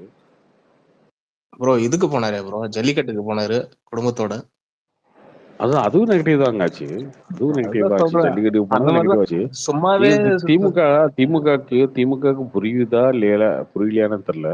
இவ்வளோ நெகட்டிவா இருக்கும்போது அவங்களுக்கு எப்படி திரும்ப ஜெயிச்சிருவாங்கன்ற நம்பிக்கையில உட்கார்ந்துருக்காங்கன்னு தெரிய மாட்டேங்குது. அவங்க கூட்டணி இல்ல, ஆப்போசிட்ல கூட்டணி இல்லைன்னு ஒரே ஒரு தைரியத்துல உட்காந்துருக்காங்க இல்லையா அவங்க. அது ஒரே ஒரு நாள் பிரேக்கிங் நியூஸ்ல மாறிடும். ஒரே ஒரு நாள் பிரேக்கிங் நியூஸ்ல இந்த கட்சி அந்த கட்சி சேர்ந்து பார்த்துட்டாங்க, கை கொடுத்துட்டாங்க, அவங்க சேர்ந்துட்டாங்கன்னு முடிஞ்சு போயிடும். அது ஒரு நாள் கதை. அந்த ஒரு நாள் கதை அவங்க மொத்தமா தூக்கி எரிஞ்சிடும். 2026 திமுக தோத்துச்சுன்னா திரும்ப திமுக ஜெயிக்கிறதுக்கான வாய்ப்பே கிடையாது. 2031 கிடையாது, 36 கிடையாது. நீங்க படம்லாம் எடுத்து ரிலீஸ் பண்ணவே முடியாது. கடைசி வரைக்கும் படம் பார்த்துட்டு இருக்க வேண்டியதான். உட்காந்து படத்தை பார்த்துக்கிட்டு இந்த படத்தை வாங்கி ரிலீஸ் பண்ணலாமா, அந்த படத்தை வாங்கி ரிலீஸ் பண்ணலாமா, இந்த வேலையே முழு நேரமும் பார்த்துட்டு இருந்தா மொத்தமா 2026 உங்களுக்கு ஒரு பாடம் கட்டிடுவாங்க. அதெல்லாம் உங்களுக்கு புரியும். ஆனா நாட்டுக்கு ரொம்ப நல்லது நடக்குது. நாட்டுக்கு ஒரு நல்லது நடக்குது. இவங்க பண்ற சேட்டையில 40 ஜிஜே கூட இந்த 6 மாசத்துல இவ்வளவு ஆன்டி இன்கம் பச்சு, இவ்வளவு அதிருப்தி கொண்டு நிறுத்திட்டாங்க. இன்னொரு ஒரு வருஷத்துலாம் பாத்தீங்கன்னா இறங்கி அடிச்சாங்கன்னா திமுக எதிர்கட்சியா கூட வராதுன்னு நினைக்கிறேன். 2011 மணி ஆயிரும். அதுக்கு ஒத்துழைப்பு கொடுக்கணுங்க. இப்ப எடப்பாடி பாருங்க, பைத்தியக்காரங்க ஏதோ ஒண்ணு பண்ணிட்டு இருக்கு. அப்படி அதெல்லாம் ஒரு நாள் சொல்றாங்க. அதெல்லாம் ஒரு நாள் பிரேக்கிங் நியூஸ்ங்க.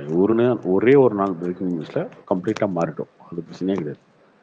ஆனா திமுக இங்க இருக்குல்ல, இந்த திமுரு பேச்சு பேசிக்கிட்டு அதெல்லாம் அந்த அளவுக்கு நாங்க தான் திரும்ப ஜெயிப்போம் அப்படின்னு உட்காந்துருக்காங்கல்ல.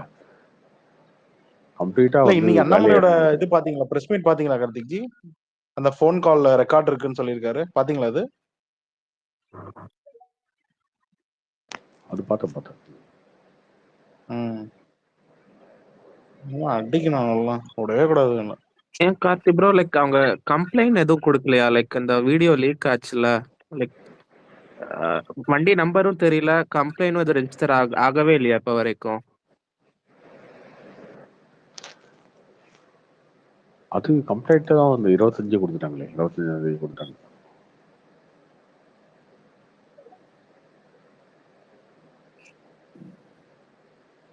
நெக்ஸ்ட் 1.5 வருஷம் சும்மா இருக்கணும் ப்ரோ. இன்னும் இதே மாதிரி கண்டினியூ ஆச்சுன்னா அவ்வளவுதான். 1.5 வருஷமா? 1.5 வருஷம்லாம் கிடையாதுங்க. 1.25 வருஷம் தாங்க கரெக்டா. ஏப்ரல்ல வந்துரும், ஏப்ரல் மேல வந்துரும் இல்லையா எலெக்ஷன் கார்த்திக்ஜி? பிப்ரவரி ப்ரோ, அடுத்த பிப்ரவரி நினைக்கிறேன். பிப்ரவரிலாம் கிடையாதுங்க, ஏப்ரல் மே தாங்க எப்பவுமே. பிப்ரவரியில் வர்றது இதுங்க 10th 12th எக்ஸாம் தாங்க பிப்ரவரியில் வரும்.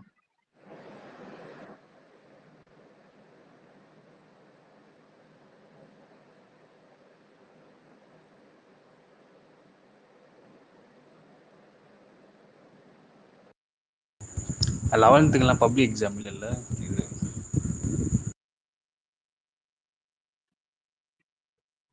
இல்லைதான் நினைக்கிறேன் கார்த்திக்ஜி. இது அப்புறம் இதுல ஈரோட்ல வந்து என்டிகே கொஞ்சம் ஜாஸ்தி ஓட்டு வாங்குவாங்களா கார்த்திக்ஜி இந்த தடவை? கண்டிப்பா வாங்கணும், வாங்கியே ஆகணும். இவ்வளவு பேசினதுக்கு அப்புறம், பெரியார் இவ்வளவு என்ன கழிவு ஊத்துனதுக்கு அடிக்கிறத அப்புறம், பார்த்தா பெரியார் இவ்வளவு கழிவு ஊத்துனதுக்கு அப்புறம் ஓட்டு அரசியல்ல நின்னாச்சு. எலெக்ஷன் ரிசல்ட் வரப்போகுது 8ஆம் தேதி, 5ஆம் தேதி எலெக்ஷன், 8ஆம் தேதி வரப்போகுது. டெபாசிட்டாவது வாங்கிட்டார். டெபாசிட் வாங்கிட்டாருன்னா அண்ணன் வந்து வேற லெவல் தான். அவ்வளவுதான். அது வந்து டெபாசிட் மட்டும் வாங்கிட்டாரு அப்படின்னா. இல்ல போன தடவை காங்கிரஸ் வாங்கின ஓட்டை விட இவனுங்க கம்மியா வாங்கிட்டா கொஞ்சம் நல்லது இல்ல? ஐ மீன் ஒரு அடி தானே இவங்களுக்கு. அது வராதுங்க. இப்போ இந்த டைம்ல வந்து ஏடிஎம்கே நிக்கலையே, அப்புறம் போலிங்கே கம்மியா தான் இருக்கும். அது பிரச்சனை இல்லைங்க. சீமான் வந்து டெபாசிட் வாங்கிட்டாரு அப்படின்னாலே போதும், அவ்வளவுதான். அவர் 16-17% ஓட்டு வாங்கிட்டாருனாலே வந்து அண்ணன் வெரி குட் ஆடுவார் அடுத்த ஒரு வருஷத்துக்கு. பட் அதுக்கு வாய்ப்பு இருக்கா ப்ரோ? இந்த மாதிரி எலெக்ஷன் நடந்தது இல்லைங்க. அதிமுக இல்ல, வேற எந்த கட்சியும் இல்லை, திமுக இந்த மாதிரி எலெக்ஷன் நடந்தது இல்லை. நமக்கு சொல்ல தெரியல. இப்ப பெரியார் இவ்வளவு திட்டாரு, பெரியார் இவ்வளவு அட்டாக் பண்ணிட்டாரு. யாரும் போடுவாங்க, எப்படி போடுவாங்கன்னு நமக்கு தெரியாது இல்லையா? பட் அவர் டெபாசிட் வாங்கிட்டாரு அப்படின்னா 15-20% வாங்கி 6ல் 1 மடங்கு வாங்கணும் இல்லையா டெபாசிட். அதை வாங்கிட்டாரு அப்படின்னாலே அதுவே பெரிய சக்சஸ் தான் அவருக்கு. பெரியார திட்டி ஈரோட்ல இவங்களை போட்டு வாங்கிட்டாரு அப்படின்னா இதை வாங்கிட்டாலே அண்ணன் வந்து வெறிகுண்டு அடிக்க ஆரம்பிச்சிருவார் திமுகவை. ஊரா போய் திட்டுவாரு. இப்ப வந்து யாருமே நிக்கல, ஆனாலுமே நிறைய பணம் எல்லாம் புழங்குது ஈரோடு தொகுதி அப்படின்னு சொல்லிட்டு நியூஸ் பார்த்தேன் 10 மணி நியூஸ்ல. திமுக உங்களுடைய மரியாதை விட்டுற முடியாது இல்லையா? போன டைம் 1,10,000 ஓட்டு எடுத்திருக்காங்க அப்படின்னா அந்த 1,10,000 ஓட்டு திரும்ப எடுக்கணும். அவங்க நீங்க காசு கொடுக்காம சும்மா விட்டீங்க அப்படின்னா அவன் ஒரு 80,000 ஓட்டுல உங்க ஜெயிக்க வச்சிருவாங்க. அது பிரச்சனை இல்லை, நீங்க தான் ஜெயிப்பீங்க. 80,000 ஓட்டு வந்துச்சுன்னா அப்படின்னா 30,000 ஓட்டு திமுகவோட ஓட்டு குறைஞ்சிருச்சு, இல்ல 20,000 ஓட்டு குறைஞ்சிருச்சுன்னா திமுக மேல இருக்க அதிருப்தி வந்து ப்ரூவ் ஆயிடும். நோட்டாக்கு 20,000 பேர் ஓட்டு போட்டாங்கன்னு வச்சுக்கோங்க ஒரு பேச்சுக்கு. ஈரோடு எலெக்ஷன்ல திடீர்னு நோட்டாக்கு 20,000 ஓட்டு வந்துருச்சு. அதுவே திமுகவுக்கு மைனஸ் தான். திமுக ஜெயிச்சுன்றதுதான் அடுத்தது. திமுக தான் ஜெயிக்க போகுது இந்த ஈரோடு எலெக்ஷன்ல. இவ்வளவு நிறைய விஷயம் இருக்குங்க. சீமானோட ஓட்டு வந்து டெபாசிட் தான்னாலும் திமுக மைனஸ் தான். நோட்டாக்கு வந்து ஓட்டு அதிகமாக இருந்தாலும் திமுக மைனஸ் தான். 1,10,000 ஓட்டு எடுத்தாங்களே போன பை எலெக்ஷன்ல, அந்த 1,10,000 திரும்ப எடுத்தே ஆகணும் திமுக. அதுல 10-20,000 குறைஞ்சிச்சுனாலும் அது திமுக மைனஸ் தான். அப்ப திமுக மேல அதிருப்தி இருக்கு, மக்கள் கோச்சிக்கிட்டாங்க, திமுகவுக்கு வந்து ஓட்டு குறைஞ்சிட்டே இருக்கு அப்படின்றத ப்ரூவ் பண்ணிட்டாங்க அப்படின்னாலே அதை வச்சு எதிர்கட்சியெல்லாம் அடிச்சு காலி பண்ணிடுவோம். திமுக 6 மாசமா அடிச்சு காலி பண்ணிட்டு இருக்காங்களா அந்த மாதிரி. இதுவே டஃபஸ்ட் ஏங்க எல்லாருக்கும், எல்லா கட்சிக்கும் எல்லாருக்கும் ஒரு எலெக்ஷன்றது டஃபஸ்ட் எலெக்ஷன் தான், அவ்வளவுதான். எல்லாருமே ஜஸ்ட் ஓகே இந்த எலெக்ஷன் தானே பாத்துக்கலாம், இந்த எலெக்ஷன் அப்படி கிடையாதுங்க. அப்படி யாருமே இருக்க முடியாது அரசியல்ல. 2026 பயங்கரமா இருக்கும்ன்றீங்க எல்லா சைடுல தான். அதுதாங்க சொல்றேன், எல்லா எலெக்ஷனும் பயங்கரமா தான் இருக்கும். எந்த எலெக்ஷனுமே ஓகே இந்த எலெக்ஷன் தானே அப்படின்னு இருக்கவே இருக்காதுங்க. எல்லா எலெக்ஷனும் பயங்கரமா இருக்கும். எல்லா எலெக்ஷனும் வேலை தான் பார்க்கணும். அது எந்த மாதிரி வேலை பார்க்கணும், அந்த லாஸ்ட் நாள் வரைக்கும் வேலை பார்க்கணும். பட் ஆனா அதுல வந்து இவ்வளவு காம்படிட்டர்ஸ் இருக்க மாட்டாங்களா? இந்த அளவுக்கு கொஞ்சம் அதிகமா இருப்பாங்க. அதுதாங்க சொல்றேன். அப்படி நினைச்சிட்டீங்கனால முடிஞ்சிச்சு, அவ்வளவுதான். அதுதான் தோல்வி. தோல்வியோட ஃபர்ஸ்ட் ஸ்டெப் தான். ஓகே நம்ம தானே ஜெயிக்க போறோம் அப்படின்னு உட்காந்தீங்கனாலே எவனோ ஒருத்தன் வந்து உங்களை அடிச்சு காலி பண்ணிடுவோம். அது மாதிரி நான் அந்த மாதிரி தான் இருக்கணும் கார்த்திக் டிஎம்கே. அப்பதான் அடிக்க திமுக முடியும் அப்படிதாங்க ஈஸியா. இருக்கு. திமுக அப்படிதாங்க இருக்கு. அவர் உதயநிதி உட்காந்து படமா பார்த்துட்டு எந்த படத்தை ரிலீஸ் பண்ணலாம் உட்காந்துருக்காரு. அவர் ஸ்டாலின் வந்து போட்டோ ஷூட்டா பண்ணிருக்காரு. திமுக அப்படிதாங்க இருக்கு, மெதப்புல இருக்கு, அவ்வளவுதான். யாரும் விஜய் வந்து ஓட்ட விரிப்பாரு, சீமான் ஒரு இல்ல பக்கம் ஓட்ட விரிப்பாரு, ஆளுநர் அண்ணாமலை ஒரு பக்கம் ஓட்ட ஆளுநர் விரிப்பாரு. நம்ம தான் ஜெயிக்க போறோம் அப்படின்னு ஒரே ஒரு நாள் பிரேக்கிங் நியூஸ்ல எவனா ஒருத்தன் இங்க அளவுக்கு ஃப்ரீபி கொடுக்க முடியுமான்றது அதுதான். அப்பதான் அப்போ திமுக ஒண்ணுமே இல்லாம இருந்தது, வாஷ் அவுட்டா இருந்தது. அவங்க 2014 எலெக்ஷன்லாம் திமுக வாஷ் அவுட். அப்படி இருந்த திமுகவே 2014 ஈஸியா கம்பேக் கொடுக்க முடியுது. 99 தொகுதி ஜெயிச்சிட்டாங்க. அப்போ ஒரே ஒரு கட்சி பாமகவோ இல்ல திமுக ஏதோ ஒரு கட்சி கூட்டணி இருந்தா திமுக ஆட்சிக்கு வந்திருக்கும். கலைஞர் சீமா செத்துருப்பாரு அப்போ. ஆனா இவங்களுக்கு அதை பத்திலாம் இல்ல. 2024 நம்ம தான் ஜெயிக்க போறோம். அவ்வளவு மெதப்பு, அப்படியே மெதப்புலயே உட்காந்துட்டு இருக்கோம். மெதப்புலயே உட்காந்துட்டு இருக்கோம். ஓ எல்லா எலெக்ஷன் டைம்ல எதா காசு கொடுத்தா ஒரு சரியாயிரும் ஒரு bro. அலைன்ஸ் ப்ரோ, ஏதோ ஒரு அலைன்ஸ் அந்த ஃபார்ம் ஆயிடுச்சுன்னு வச்சுக்கோங்களேன், ஒரே ஒரு ஸ்ட்ராங்கான அலைன்ஸ் ஃபார்ம் ஆயிடுச்சுன்னா திமுக வீச காலி பண்ணிடுவாங்க. இன்னொன்னு இவங்க கூட்டணி இருக்காங்க இல்லையா, கூட்டணி கட்சியே இவங்களை காலி பண்ணிடுவாங்க. பேசிக்கா கம்யூனிஸ்ட் எல்லாருமே 6 சீட்டு வாங்கிட்டு இருந்தாங்கல்ல, போன 6 எம்எல்ஏ சீட் வாங்கிட்டு இருந்தாங்கல்ல, அவங்க எல்லாருமே இந்த டைம் டபுளா கேட்பாங்க. எங்களுக்கு வெளில 20 ஆஃபர் இருக்கு, 25 ஆஃபர் இருக்கு, நீங்க என்ன தரீங்க அப்படின்னு. 10 வாங்கிடுவாங்க மினிமம். 10 3 பேரும். பேசிக்கா 2 கம்யூனிஸ்ட் 30. இந்த பக்கம் காங்கிரஸ் வந்து அவங்க என்ன சொல்லுவாங்க, 25 வாங்கணும், ஒரு 40 கொடுங்கன்னு வாங்கிடுவாங்க. அவங்க 70-80 தொகுதி வந்து உங்களுக்கு கூட்டணிக்கே போயிடுச்சு அப்படின்னா நீங்க சிங்கிள் மெஜாரிட்டில திரும்ப வர முடியுமான்றது கேள்விக்குறி தான். கூட்டணி ஆட்சி மாதிரி தான் வரும். கூட்டணி ஆட்சி வந்தாலுமே தலைவலி தான். வந்தாலுமே அது வர்றதுக்கான வாய்ப்பு கம்மி தான். அப்படி வந்தாலுமே தலைவலி தான். ப்ரோ எல்லாம் அலைன்ஸ் பணத்தை வச்சு இன்டாக்டா வைக்கணும் விளையாடுறது அப்படின்னா ப்ரோ. எக்ஸ்ட்ரா சீட்டு கொடுக்கணும். எங்க பணம் யார்ட்ட இல்ல, பணம் யார்ட்ட இல்ல இல்ல. இவங்க இவங்க கூட்டணி கட்சிக்கிட்ட வந்துட்டு தேவையான பணத்தை கொடுத்து அவங்க ஏன் அதிக சீட் கேட்க போறாங்க? இல்லைங்க, அப்ப ஆப்ஷனே கிடையாதுங்க கூட்டணி கட்சிக்கு. 2021 பாத்தீங்கன்னா ஏடிஎம்கே அலைன்ஸ் இல்லைன்னா திமுக அலைன்ஸ் அப்படிதான் இருந்துச்சு. ஏடிஎம்கே அலைன்ஸ் ஆல்ரெடி இன்டாக்ட், அவ்வளவுதான், முடிஞ்சு போச்சு. அதுல பிஜேபி இருந்துச்சு, பாமக இருந்துச்சு, எல்லாம் இருந்துச்சு. விசிகாக்கு பிஜேபி பக்கம் போறதுக்கு ஆப்ஷன் இல்லை. இப்ப விஜய் இருக்காருல்ல, அது சொல்லிதான் பட் விசிகா அவங்களால வந்து இந்த டிமாண்ட் அளவுக்கு பண்றாங்கல்ல, பணம் கொடுக்க முடியுமா கம்யூனிஸ்ட் ப்ரோ? டிமாண்ட் பண்ணல. டிஎம்கே கொடுக்குற அளவுக்கு பணம் கொடுக்க முடியாதுல்ல. சீட்டு என்ன நீங்க கொடுக்கலாம்? திமுக எவ்வளவு, திமுக என்ன 1 லட்சம் கோடி கொடுத்துருமா? இந்த பணம் கொடுக்குற எவ்வளவு கொடுப்பீங்க? 25 கோடி இல்ல 50 கோடி இருந்தாலும் அவ்வளவுதானே கொடுப்பீங்க. அந்த 25 கோடி 50 கோடி இல்லாதவங்களா இருக்காங்க எல்லாரும். அப்புறம் என்ன, இல்ல அதுக்கு மேலே அவங்க இது ஒரு ஆட்சியை தக்க மேட்சா? வைக்கிறதுக்காக அதுக்கு மேலே கொடுக்குற வாய்ப்பு இருக்குல்ல. ஏங்க எவ்வளவு கொடுத்தானுங்க, அதுக்கு மேல ஒருத்தர் கொடுக்கறதுக்கு ஆள் இருப்பானா இல்லையா? எவ்வளவு இல்ல கொடுப்பீங்க அதான் நீங்க? மிஞ்சி போனா ஒரு 50 கோடி 100 கோடி ஏதோ ஒன்று கொடுக்குன்னு வச்சுக்கோங்களேன். இன்னொன்னு அவங்களே என்ன நினைப்பாங்கன்னா, அப்படி சொல்லி சீட்டு ஏற்றுவோம், டிமாண்டை வந்து கிரியேட் பண்ணுவோம்னு நினைப்பாங்க இல்லையா? ஏன் உங்களுக்கு வந்து திரும்ப 6 சீட்டு வாங்கிட்டு நிற்கணும் அவங்க நினைப்பார்ல. இப்போ திரும்ப ஆகணும்னு உங்களுக்காக எவ்வளோ முட்டு கொடுக்குறாருங்க, எவ்வளோ கேவலமா இறங்கி முட்டு கொடுக்குறாரு. இவ்வளவு முட்டு கொடுத்தவருக்கு வந்து அட்லீஸ்ட் 6க்கு 12வது வாங்க நினைக்க மாட்டாரா என்ன? இவ்வளவு முட்டு கொடுக்குறேன், இவ்வளவு திட்டு வாங்குறோம், திரும்ப 6ன்னா அவர் ஒத்துக்குவாரா என்ன? 6னா இன்னொரு 4 சேர்த்து 10 வாங்கிக்குவாரு. அதாங்க சொல்றேன், திருமாவளவன் 10னா கம்யூனிஸ்ட் 10 கேட்கணும்ல. பட் கம்யூனிஸ்ட்க்கு அந்த அளவுக்கு வாய்ஸ் இல்ல. சரி ஓகே நான் திருமாவளவனுக்கு போறேன் திருப்ப விடுங்க, நான் போறேன் விடுங்க, நான் போறேங்க விடுங்க. என்னதான் வாய்ஸே இல்லை, ஏன் என்னை கூட வச்சுக்கிறீங்க? நான் போறேங்க விடுங்க. விஜய் ஆல்ரெடி கூப்பிட்டாருங்க 25 கொடுக்குறேன்னு. நான் தான் சரி ஓகே நம்ம கூட்டணி ஆச்சு, நம்ம ஒண்ணுக்குள்ள ஒண்ணா இருந்துட்டுமே அப்படின்னு நினைச்சேன். நீங்க ஓர ஓட்டுக்கு நான் விஜய்ட்டு போறேன்னு போயிடுவாங்க. கம்யூனிஸ்ட்டுக்கு என்னங்க 20 கோடி கொடுத்தா யாருனாலும் ஓகே தான். அவங்க என்ன பண்ண போறாங்க எம்எல்ஏ ஜெயிச்சு மட்டும்? அப்ப நீங்க திருமாவளவனுக்கும் 10 கொடுக்குற மாதிரி வரும், கம்யூனிஸ்ட் 2 கட்சிக்கும் 10 கொடுக்குற மாதிரி வரும். மதிமுக வைகோ இருக்காரு, அவரு ஒரு பக்கம் முழுப்பாரு, அவருக்கு ஒரு 5 கொடுக்கணும். இதெல்லாம் கொடுக்குறீங்க. காங்கிரஸ்காரன் சும்மா இருப்பான், அவன் என்ன சொல்லுவான், ஆல் இண்டியால நாங்க தான் பெரிய ஆளு, அப்ப எங்களுக்கும் சேர்த்து வரணும். இல்லைன்னா விஜயெல்லாம் கூப்பிட்டாருங்க நாங்க போகல, விஜயெல்லாம் கூப்பிட்டு நாங்க இருக்கோம், இந்தியா அலைஞ்சு காப்பாத்துறதுக்காக இருக்கோம், இந்த மரியாதை கூட உங்களுக்கு இல்லையா அப்படின்னு கேட்பாங்க. இது பாமக இருந்து பிரிஞ்சு வந்தாரு, அவர் வேற இருக்காருல. அவர்ல ஒரு தொகுதி தாங்க. வேலுமுருகன் சொல்றீங்க, டோல்கேட்டு. ஆமா.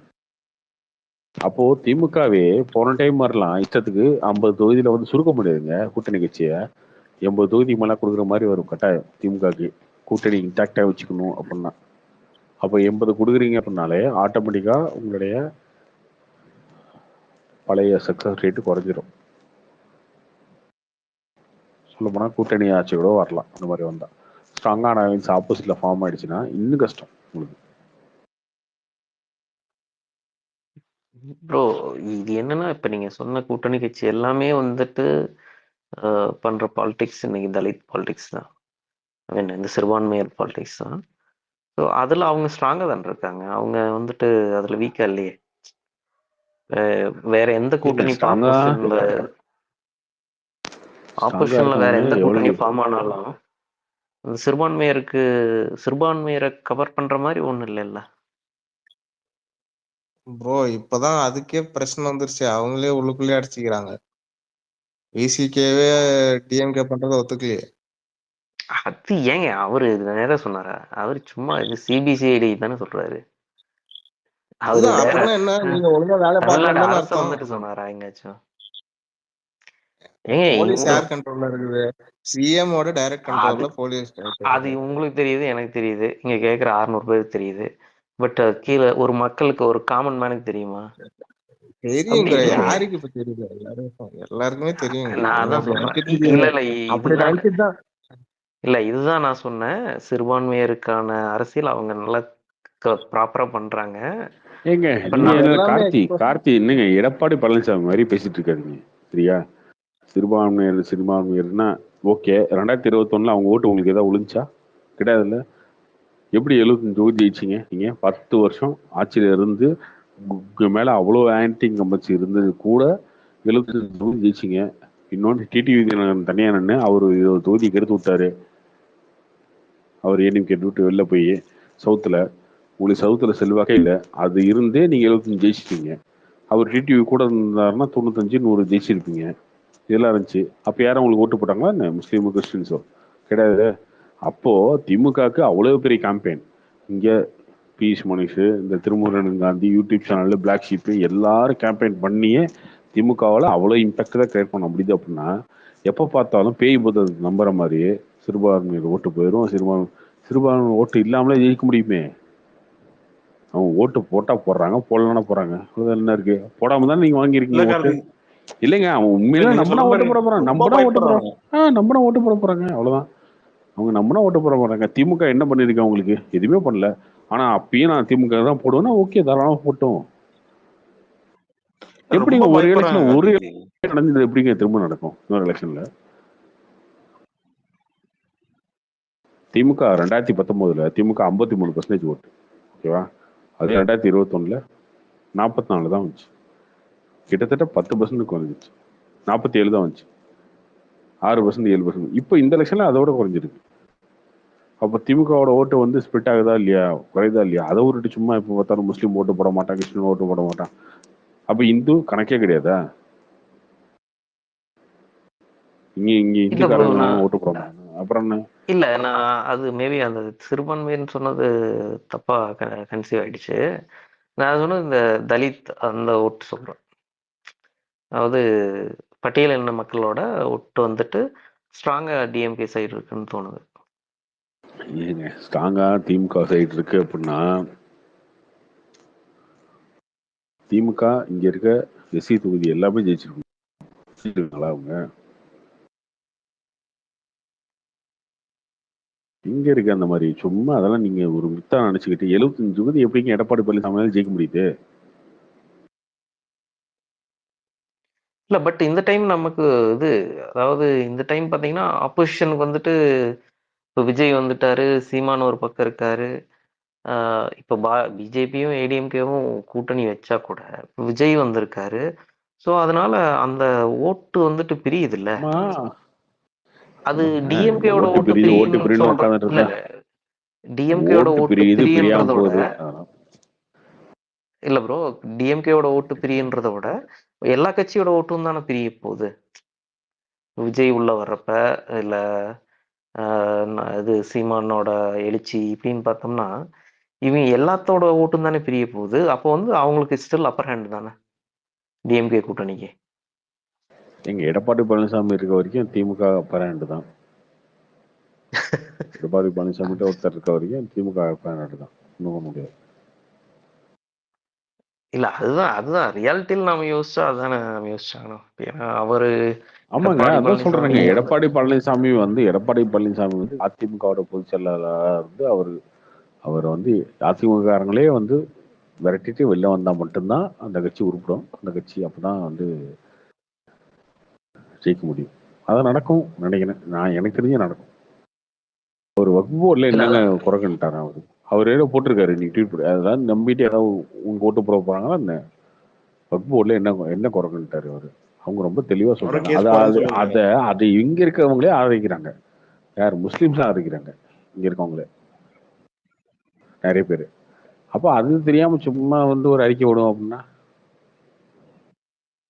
இல்ல அதான் இந்த மாதிரி ஏகப்பட்ட கான்ஃபிளிக்ஸ் இருக்கு ஆப்போசிஷன்ல. அதுதான் எனக்கு அவங்களோட அத்தைக்கு பலம்னு தோணுது. திருப்பரங்குன்றம் அந்த மலை மேலேயே அந்த மனுவுக்கு வந்து கையெழுத்து போட்டிருக்காங்க, ஏடிஎம்கே கையெழுத்து போட்டிருக்குன்னு சொல்றாங்க. அதெல்லாமே தப்பு தானே கார்த்திக்ஜி? ஏன் அவனை பயப்படுறானுங்களேன்னு தெரியல. ஓட்டு ஓட்டு ஓட்டு ஓட்டுன்னு ஏன் அப்படி பயப்படுறானுங்கன்னு தெரியல.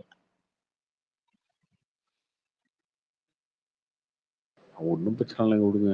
வேலுமணிலாம் வந்து பே பண்ணிட்டு இருந்தா வெறுப்பே வெளில வந்துடுவாரு. வேலுமணி வெளில வந்துட்டாருன்னா அவர் ஒரு 20 பேர்த்து கூட்டு வந்துடுவாரு மாவட்ட செல்லாங்க. இல்ல இதுல என்னன்னா டிஎம்கேயோட பலத்தை விட ஆப்போசிஷனோட பலவீனம் தான் வந்துட்டு இங்க பிரச்சனையே. ஆப்போசிஷன்லாம் கிடையாது, எடப்பாடியோட பண்ணவனு. அதான். அது அப்புறம் ஆப்போசிஷன் தானுங்க. அவர் தானே ஆப்போசிஷன் பார்ட்டி. இப்போ ஒரு ஆப்போசிஷன் வந்து ஒரு ஸ்ட்ராங்கா ஒரு டீம் இருக்கோ அல்லது ஒரு ஆப்போசிஷன் ஒரு ஸ்ட்ராங்கா இருந்தாங்கன்னா இங்க இப்ப டிஎம்கே பண்ற கூத்துக்கெல்லாம் ஆப்வியஸா வேற வேற யாருமே இங்க சொல்றதுக்கே இல்லை அப்படின்ற மாதிரிதான் இருக்கும். அதெல்லாம் இன்னும் 1 வருஷம் இருக்குல்ல, 1 வருஷத்துல மாறிடும். கவலைப்படாதீங்க. அது அந்த மாதிரி ஏதாச்சும் ஒரு டிராமாட்டிக் சேஞ்ச் இல்லைன்னா ஏதாவது ஒரு ட்ராமா நடந்தாதான். அதான் நடக்காமலாம் இருக்காது, நடக்கும்.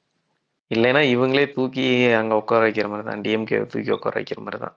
அதெல்லாம் நடக்காது, அப்படிலாம் நடக்காதுங்க, கவலைப்படாதீங்க. அப்படிலாம் நடக்காது. எடப்பாடி பழனிசாமிட்ட ஒரே ஒருத்தரை வந்து கட்சி விட்டு அமுச்சுட்டு அவங்க சரியா போயிடும் எல்லாம். ப்ரோ ஆனா எடப்பாடி ஏதோ பிளான் பண்ணிட்டு இருக்காரு யார்கிட்டயும் சொல்லாம அப்படின்னு சொல்லிட்டு ஏதோ பேசிட்டு என்ன பிளான் பண்றாரு? திமுக விஜய்க்கு வரதுக்கா? தெரியல ப்ரோ, ஆனா அப்படிதான் சொல்லிட்டு கட்சியை விட்டு விலகிடலான்னா இல்ல அவர் யாருக்கிட்டயும் சொல்ல மாட்டாரு. லாஸ்ட் டைம் ஏதோ சொல்லிதான் பாமக வரல, அதனால இந்த தடவை சைலண்டா பிளான் பண்ணிட்டு இருக்காரு கூட்டணிக்கு அப்படின்னு அவர் சொல்லிட்டு. அப்படியே பிளான் மட்டும் பண்ணிட்டு இருக்க வேண்டியதான் கடைசி வரைக்கும். வெளியில சொன்னா எல்லாம் கசிஞ்சிருது நியூஸ் அப்படின்னு சொல்லிட்டு. எடப்பாடி பழனிசாமியால 2026 அவர் வாழ்க்கையில திரும்ப சிஎம் ஆக முடியாது. அதுதான் உண்மை, யதார்த்தம். அதை ஒத்துக்கிட்டா சரி. அவரு அதை ஒத்துக்கிட்டா இங்கேயாவது காப்பாற்றணுன்ற முடிவுக்கு வந்தாருன்னா ஓகே. அது விட்டுட்டு நான் தான் சிஎம், என்ன சிஎம் சொல்றவனோட தான் கூட்டணி அப்படின்னு உட்காந்துருந்தாருன்னா யாரும் வரமாட்டாங்க. அவரோட இப்படியே உட்காந்துருக்க வேண்டியதான். அதுக்கப்புறம் ஒருத்தனை கட்சி விட்டு வெளில வந்துருவாங்க எலெக்ஷன் முன்னாடி. ப்ரோ இங்க அரசியலே பேசக்கூடாது அப்படின்ட்டுதான் ப்ரோ வந்தோம். யார மின்னல் பாபாவா யாரோ ஒருத்தர் படத்தை பத்தி பேசிட்டு இருந்தாரு. ஆமா, படத்தை பத்தியே பேசுங்க, பத்தி பேசுங்க. ஜாலியா பேசிட்டு இருந்தாரு. சரி அதை பேசலான்னு வந்தோம். பட் எனக்கு ஸ்பீக்கர் கிடைக்கிற நேரத்துல இங்க அரசியல் டாபிக் தான் ஓடிட்டு இருக்கு. எல்லாருமே என்னப்பா 1 வருஷம் எலெக்ஷன் இருக்கு, அந்த எலெக்ஷனுக்குள்ளேயே வந்து அதாகமா இதாகமா கூட்டணி ஆதாகமா இந்த மூடு போயிட்டீங்க. அதுவே வந்து திமுகவுக்கு மைனஸ்ன்றேன். ஆக்சுவலா இப்ப நீங்க எல்லாரும் விரும்புறீங்க இல்லையா, யார் சேருவாங்க, இப்படி சேருவாங்களா அப்படி சேருவாங்களா, விஜய் அங்க போயிடுவாரா, திரும்ப பிஜேபி ஏடிஎம்கே சேர்ந்துருவான், இப்படிலாம் யோசிக்கிறீங்களா? இதுவே திமுகவோட மைனஸ் தான். திமுக திரும்ப ஜெயிக்கிற மாதிரி இருந்தா இதை பத்தி யாரும் யோசிப்பீங்களா? யாரும் நினைப்பீங்களா? அதை யாராவது திமுக வீழ்த்திட மாட்டாங்களா? யாராவது சேர்ந்து திமுக வீழ்த்திட மாட்டாங்களா? விஜயும் ஏடிஎம்கே சேர்ந்து வீழ்த்திட மாட்டாங்களா? இல்லை ஏடிஎம்கே பிஜேபி பழைய அலைன்ஸ் வந்து வீழ்த்திடாதா அப்படின்ற ஒரு மனநலம் இருக்குல்ல. அதுவும் மொத்தமாவே இங்க எப்படி இருக்குன்னா சோசியல் மீடியால அலைன்ஸ் என்னங்க ஆகும், அலைன்ஸ் என்ன திமுக தான் ஜெயிக்க போகுது, இங்க இருக்கவங்களாம் விட்டு போயிடுங்க அப்படின்னு நீங்க நினைக்காம இது நினைக்கிறீங்க இல்லையா, ஐயோ எல்லாம் எவனா ஒருத்தர் சேர்ந்து தொலைங்கயா திமுக அப்படின்னு நீங்க அடிக்கிறதுக்கு நினைக்கிறதே திமுகவோட மனசு தான்.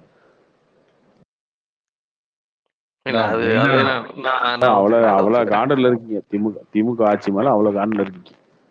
அது என்ன உண்மைதான். யாராச்சும் ஒருத்தர் வருவாங்கட்டாங்களா, ஒரு டீம் ஃபார்ம் ஆகாதான்னு தான் யோசிக்கிறோம். ஆமா ஆமா அது இல்லைங்க. அது பொதுவாகவே மக்கள்கிட்டயே அந்த அந்த நினைப்பாங்க இருக்கு. அதான் உண்மை. இவர் எப்பதாங்க இந்த படத்தை முடிக்கிறாரு, இந்த கடைசி படத்தை? அது மார்ச்ல முடிஞ்சிடும். ஓ ஓகே ஓகே ஓகே. அப்போ ஆக்டிவா வந்துருவாரு. அப்போ வந்து ஒரு ஒரு கிளியர் பிக்சர் கிடைக்க ஆரம்பிச்சிடும். என்ன அவரு கட்சி அவரோட அரசியல் அவரு பண்ணாரு. இல்ல அதான் அவரு ஒரு படத்தை முடிச்சிட்டாருனாவே அவர் ஒரு ஆக்டிவான பாலிடிக்ஸ் வந்துருவாரு. ஒரு நமக்கு ஒரு விடிவெள்ளி தெரியும்ல. அவரு வந்துருவாரு. எடப்பாடி என்ன பண்ண போறாரு அது சொல்லுங்க. அங்க அவர் என்னதான் பண்ண முடியுங்க? அவருதான் பொதுச் செயலாளராச்சு. ஏதோ பிஜேபி தான் அவர் தூக்கி உள்ள உட்கார வச்சாதான். சீச்சி அந்த மாதிரிலாம் பண்ண மாட்டாங்க.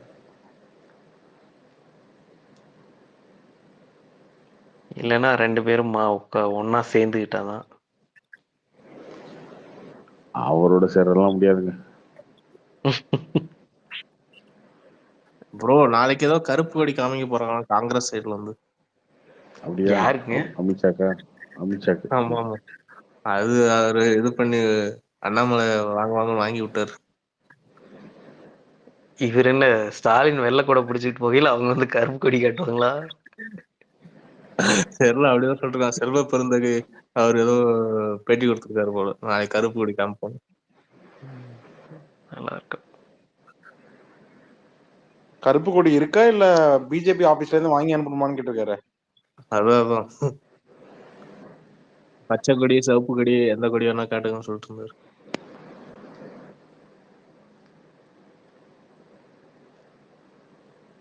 அவர் என்ன இங்க வர்றாருங்க அமித்ஷா? ஆமா நாளைக்கு வர சொல்லு. என்ன அந்த அரிட்டாப்பட்டி அந்த விஷயத்துக்கா இல்ல வேற எதுவும்? இல்ல தெரியல, அண்ணா யூனிவர்சிட்டின்னு நினைக்கிறேன். இல்ல அண்ணா அதுக்கு இல்ல யூனிவர்சிட்டி. ஓகே அதுக்கு வரலங்க வேற. ஓகே. வேற எதுன்னா அப்ப கவர்மெண்ட் ஈவெண்டா தான் இருக்க போகுது. ஆமா அப்ப இவங்க போய் எப்படி கருப்பு கொடி கட்சி காட்டுறாங்க? கட்சி கட்சி கட்சி வந்துட்டு நினைக்கிறேங்க. ஓ ஓகே ஓகே ஓகே ஓகே. அப்ப பண்ணலாம்.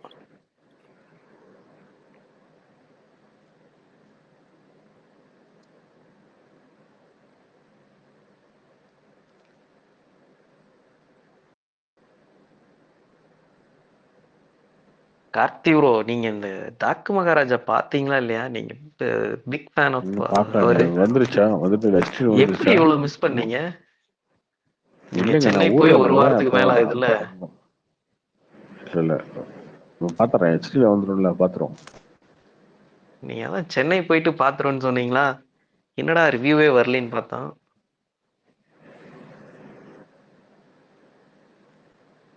பாத்துறேன். வெங்கையா நாயுடு ஃபேமிலி கல்யாணமா இதுல மகாபலிபுரத்துல, அதுக்காக வர அப்படி. Okay okay.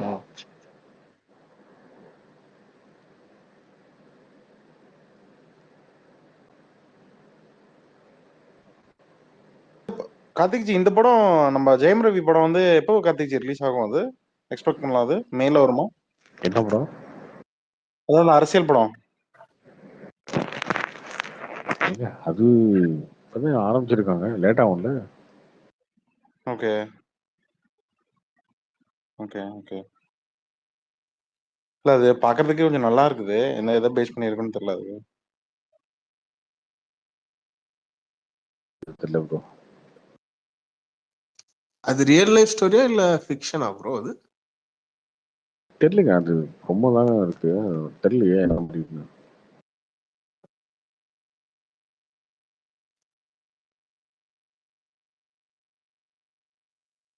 ப்ரோ இந்த பராசக்தி படம் என்ன 2026 எலெக்ஷனுக்கு முன்னாடி ரிலீஸ் பண்ணுவாங்களா? வந்துடும். இந்த ஏரியா வந்துடும். ஆமா இங்க இந்த ஏரியா வந்துருக்காங்க. ஆமா ஆமா. எங்கேயாச்சும் திராவிடன் ஐடியாலஜி ஏன் இது பேசுனாங்கன்னா அவருக்கு ஒரு குத்து உழவு போகுது. 2026க்கு அப்புறம் எப்படிங்க ரெஜென்ட் படம் ரிலீஸ் பண்ணோம்? எனக்கு புரியல. எனக்கு 2026க்கு அப்புறம் ரெஜென்ட் படம் ரிலீஸ் பண்ண முடியுமா என்ன? இல்ல அதான் அது முன்னாடி இந்த ஏதோ பொங்கல் அந்த மாதிரி எடுத்து வச்ச படத்துல அதுக்கு முன்னாடி ரிலீஸ் பண்ணி வேண்டியதுதான். அவ்வளவுதான். ஓகே 2026க்கு அப்புறம் இவங்க ரிலீஸ் வேற பண்ணுவாங்களா? மொத்த பிஜேபியோட தேட்டருக்காரங்களே இவங்க மேல கொலை வேலையில இருக்காங்க. ரெஜென்ட் படம் பண்ணாலே படம் பண்றது மாதிரி உட்காந்துருவாங்க. இன்னொன்னு படமே பண்ண முடியாதுன்னு வச்சுக்கோங்களேன். ஆட்சியெல்லாம் மாறிச்சுன்னா இவங்க வச்சு செஞ்சு விட்டுருவாங்க எல்லாரும் சேர்ந்து. ப்ரோ இந்த படம் அவங்க ப்ரோ படமா? ஏதோ ரெட் ஜெயின் படமா? பராசக்தி. ஆமா ஆமா. அப்ப ப்ரோ ஏதோ எஸ்கேவுக்கு ஒரு ஊமுக ஏகே தொண்டு. ப்ரோ ஏகே வச்சு ஏதோ ஒரு படம் ப்ரொடியூஸ் பண்ண போறோம்னு போட்டுட்டு இருந்தாங்க. ஈக்கெல்லாம் அடிக்க மாட்டாருங்க. அதெல்லாம் சும்மா ஏதோ 200 crore சேலரி எல்லாம் கொடுக்க போறோம் அதெல்லாம் பண்ண மாட்டாருங்க அவரு. அதெல்லாம் சும்மாங்க. இல்ல 234 கோடி. பிகாஸ் விஜய் வந்துட்டு 230 கோடி வாங்கியிருக்காரு. ஸோ அதுக்கு மேல 4 கோடி அவரு இண்டஸ்ட்ரியில இருக்கையிலேயே வாங்குறாருன்னு சொல்லுவாங்க. ப்ரோ அந்த நாய்க்கு வேற வேலை இல்ல ப்ரோ. அதெல்லாம் எப்போ அந்த அவார்டு கொடுத்தானோ டெய்லி 5 வீடியோ போடுறான் ப்ரோ. அந்த ஆனந்த் 5 வீடியோ போடுறான். அதெல்லாம் இருக்கு. அதெல்லாம் பண்ண மாட்டாருங்க அஜித். அதெல்லாம் பண்ண மாட்டாரு. இன்னொன்று ரெஜெண்டா அதெல்லாம் கொடுக்க மாட்டாங்க. 230 கோடி தான் 200 கோடி தான் சம்பளம் எல்லாம் கொடுத்து ரெக்கவரியே கிடையாதுங்க. இப்ப நெட்ஃபிளிக்ஸ் வாங்குறதுல படத்தை சேட்டலைட் விற்கிறது இல்ல. இவ்வளவு இல்ல பிரச்சனைகள் கார்த்திக்ஜி, இருக்குல்ல. இல்ல சம்பளத்தை இது மாதிரி டிக்ளேர் பண்ணுவாங்களா கார்த்திக்ஜி? நான் இவ்வளவு சம்பளம் கொடுக்க போறேன் அப்படின்னு அதுவே ஒரு ஃபேக் மாதிரி தான் இருக்கு இல்லையா? ஏங்க இப்போ டிஜிட்டல் மார்க்கெட்ல குறைஞ்சு போச்சுங்க. டிஜிட்டல் ஹிந்தி எல்லாமே குறைஞ்சிருச்சு. ஆடியோல இருந்து எல்லாமே குறைஞ்சிருச்சு. அதனால நீங்க நினைக்கிற மாதிரிலாம் பண்ண முடியாது. முன்னாடி மாதிரிலாம் 200 கோடி 100 கோடின்னு இந்த கவர்மெண்ட் டெண்டர்ல வந்து கான்ட்ராக்ட்ல கமிஷன் அடிக்கிற மாதிரிலாம் அடிச்சுட்டு இருக்க முடியாது. 100 கோடி 200 கோடிலாம் அந்த சீனே கிடையாது.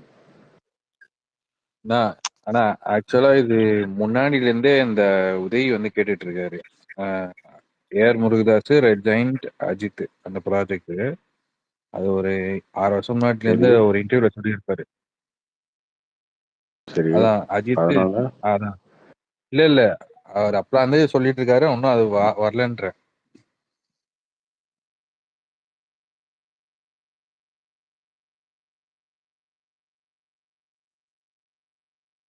எதுங்க நாட்டையே ஆள்ற இடத்துல உட்காந்துக்கிட்டு அஜித் முருகதாஸ் இப்படியே பேசிட்டு இருப்பீங்களா கடைசி வரைக்கும்? என்னப்பா ஆட்சி போச்சுன்னா என்னதான் பண்ணுவீங்க? சினிமாலாம் பைத்தியம் இருவீங்களா? அதுக்கு இப்பவே ஸ்ட்ராங்கா பேஸ் போட்டுட்டு இருக்காங்கன்னு நினைக்கிறேன். அதெல்லாம் ஒரு பேசும் ஆட்சி போச்சுன்னா ஒரு படம் எடுக்க முடியாது. ஒரு படத்தை ரிலீஸ் பண்ண முடியாது. என்ன பைத்தியம் போல இருக்கு ஆட்சி போச்சுன்னா. என்னங்க இவ்வளவு அடிக்ஷனா இருக்க போகுது சினிமால ஒருத்தருக்கு? என்ன இப்படி இருக்காங்க? இல்ல அதான் துணை முதல்வர் 2006-11 இது பண்ணிதான் இவ்வளவு நெகட்டிவ் ஆச்சு உங்களுக்கு. இன்னைக்கு நேற்று சமுத்திரக்கனி இன்டா பேசிட்டு போயிட்டாரு. அப்ப எல்லாரும் பேச ஆரம்பிப்பாங்க.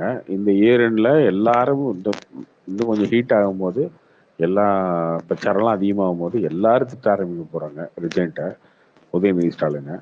அதெல்லாம் எந்த உணர்வும் கிடையாது. அதெல்லாம் இவர் வச்சு படம் எடுக்கலாமா, அவர் வச்சு படம் எடுக்கலாமா? என்ன படம் எடுத்து ஆஸ்கர் அவார்டு எதாவது வாங்க போறீங்களா? போய் இன்னும் எங்க ஆஸ்கர் அவார்டு வாங்கி நிக்க போறீங்களா? அப்புறம் என்ன விரும்புறீங்க? என்ன பண்ண போறீங்க?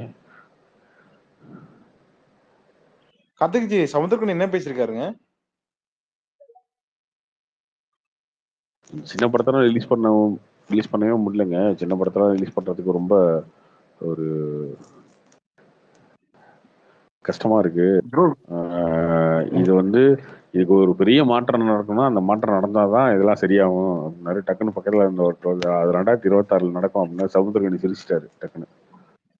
ஐயோ இதெல்லாம் பார்க்கவே இல்லையே. அது சரி. விஷாலும் பேசியிருக்காரு ப்ரோ. நான் அப்பவே சொன்னேன் சின்ன படம் எடுக்காதீங்க. மொத்த இண்டஸ்ட்ரியுமே உனக்கு மேல கோவமா இருக்குங்க. அதை நம்ம சொன்னோம்னா ஒன்னு சங்கி இவன் RSS அது இது நம்ம மேல முத்திர குத்துவானுங்க. மொத்தமாவே கோவமா இருக்கு. நீங்க வேணா பாருங்க, ஆட்சி மட்டும் மாறிட்டு பாருங்க. இவனுங்க பத்தி ஒவ்வொரு ஆடுகள் ஸ்டேஜ்லயும் ஒரு பிரஸ் மீட்லயும் திமுக திட்டுறதை மட்டுமே ஒரு 6 மாசத்துக்கு வேலையை வச்சிருப்பாங்க. திமுகவை ரிஜெக்ட். அவன் தேட்டர் வாசல்ல பட்டாசு வெடிக்க போறான்னா விட்டு பாருங்க. ஆட்சி மாறினா தேட்டர் வாசல்ல திமுக ஆட்சி மாறுனுச்சுன்னா அடுத்த நாள் ஒருத்தரும் பட்டாசு வெடிச்சு ஸ்வீட்ஸ் கொடுத்து கொண்டாடுறாங்க. மொத்த தேட்டருக்காரங்களும் இவங்க மேல கோவத்தில் இருக்காங்க, மொத்த டிஸ்ட்ரிபியூட்டருக்கும் கோவத்தில் இருக்காங்க, ஒவ்வொருத்த சினிமா இண்டஸ்ட்ரி ஹீரோ ப்ரொடியூசர்ஸ் எல்லாருமே கோவத்தில் இருக்காங்க. ஆனா அதான் எதையுமே தெரியாம எந்த உணர்வும் இல்லாம அவர் ஹாயா உட்காந்துட்டு எல்லா புது படத்தை கூட பார்ப்போம், ஹார்ட் டிஸ்க் எடுத்துட்டா அப்படியே பார்த்துக்கிட்டு அண்ணன் உதயநிதி ஜாலியா வந்து அவர் வாழ்க்கை வாழ்ந்துகிட்டு இருக்காரு. திமுகன்ற ஒரு கட்சியே மொத்தமா மூழ்கி கழிச்சுட்டு உட்காந்துருக்காரு இவர் ஜாலியா ஹாயா. மொத்தமா இவங்க ஒரு பக்கம் அதாவது இவருக்கு தெரியுதா இல்லையா, ஓகே முன்னாடி தான் தெரியாதுன்னு நினைச்சேங்க, அதுக்கப்புறம் தெரிஞ்சு இவருக்கு தெரிஞ்சுதான் நடக்குதுங்க, என்ன பண்ண முடியும்.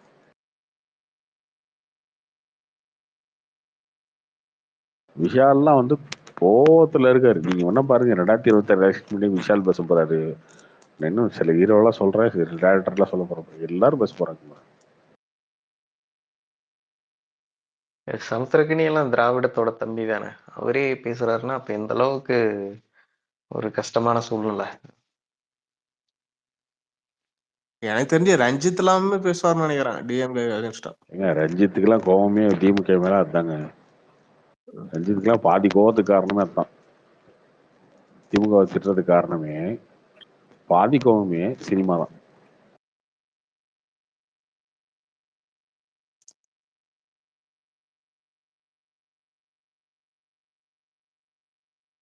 அது நேரடியாகவோ மறைமுகமாகவோ ஒரு விஷயம் என்னன்னா, நீங்க வந்து மொத்த கண்ட்ரோலும் உங்ககிட்ட இருக்கு அப்படின்னா அவனுக்கு ஒரு தப்பு நடக்கும்போது அவனுக்கு யார் மேல கோவம் வரும். இப்போ ஒருத்தருக்கான் நீங்க மொத்தமாக நீங்க என்ன அப்படின்னா, இப்போ இப்போ நான் வந்து எங்க அப்பா உடம்பு சரியில்லைன்னு உங்க ஹாஸ்பிட்டலுக்கு கூப்பிட்டு வரேன், நான் வந்து அவரை காப்பாற்றிடுவேன்னு நினைக்கிறேன், காப்பாற்ற முடியல, யார் மேல எனக்கு கோவம் வரும், என்னையா ட்ரீட்மெண்ட் போட்டீங்கன்னு உங்களுக்கு கேள்வி வைப்பல. அந்த மாதிரி தானே நீ மொத்த சினிமா வளைச்சு போட்டு எல்லா தேட்டரையும் வளைச்சு போட்டு வச்சுக்கிட்டு எல்லா படத்தையும் ரிலீஸ் பண்ணிக்கிட்டு எல்லா தேட்டருக்காரன்னு மிரட்டிட்டு அப்படி ஒரு செட்டப் வச்சிருக்கீங்க இங்க. அவன் போட ஓடாம போயிடுச்சுன்னா யார் மேல கோவம் வரும்? ஒருத்தருக்கு ஜென்ரலா தானே வரும். எதுக்கு இவ்வளோ பேராசை, இது இந்த அளவுக்கு ஒரு இது சொல்லி சொல்லி உங்களுக்கு புரியாதுங்க. ஓகே இவ்வளவு பார்த்தாச்சு, இன்னொரு ஒரு வருஷம் கொரோனாவே பார்த்தாச்சு, இன்னொரு ஒரு வருஷம் தானே.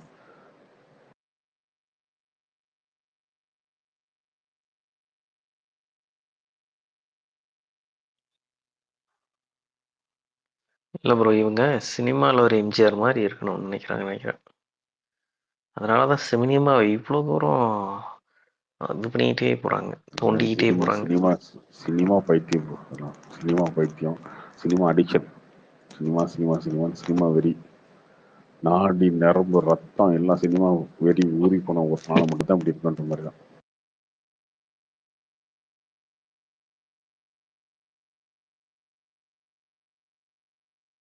நினைக்கிறாங்க அரசியல்ல.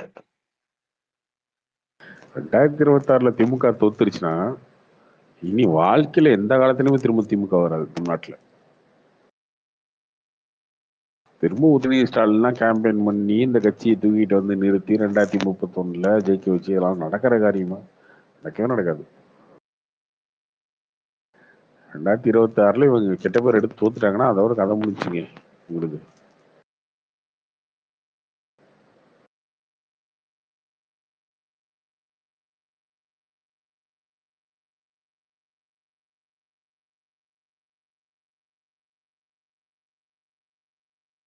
மேல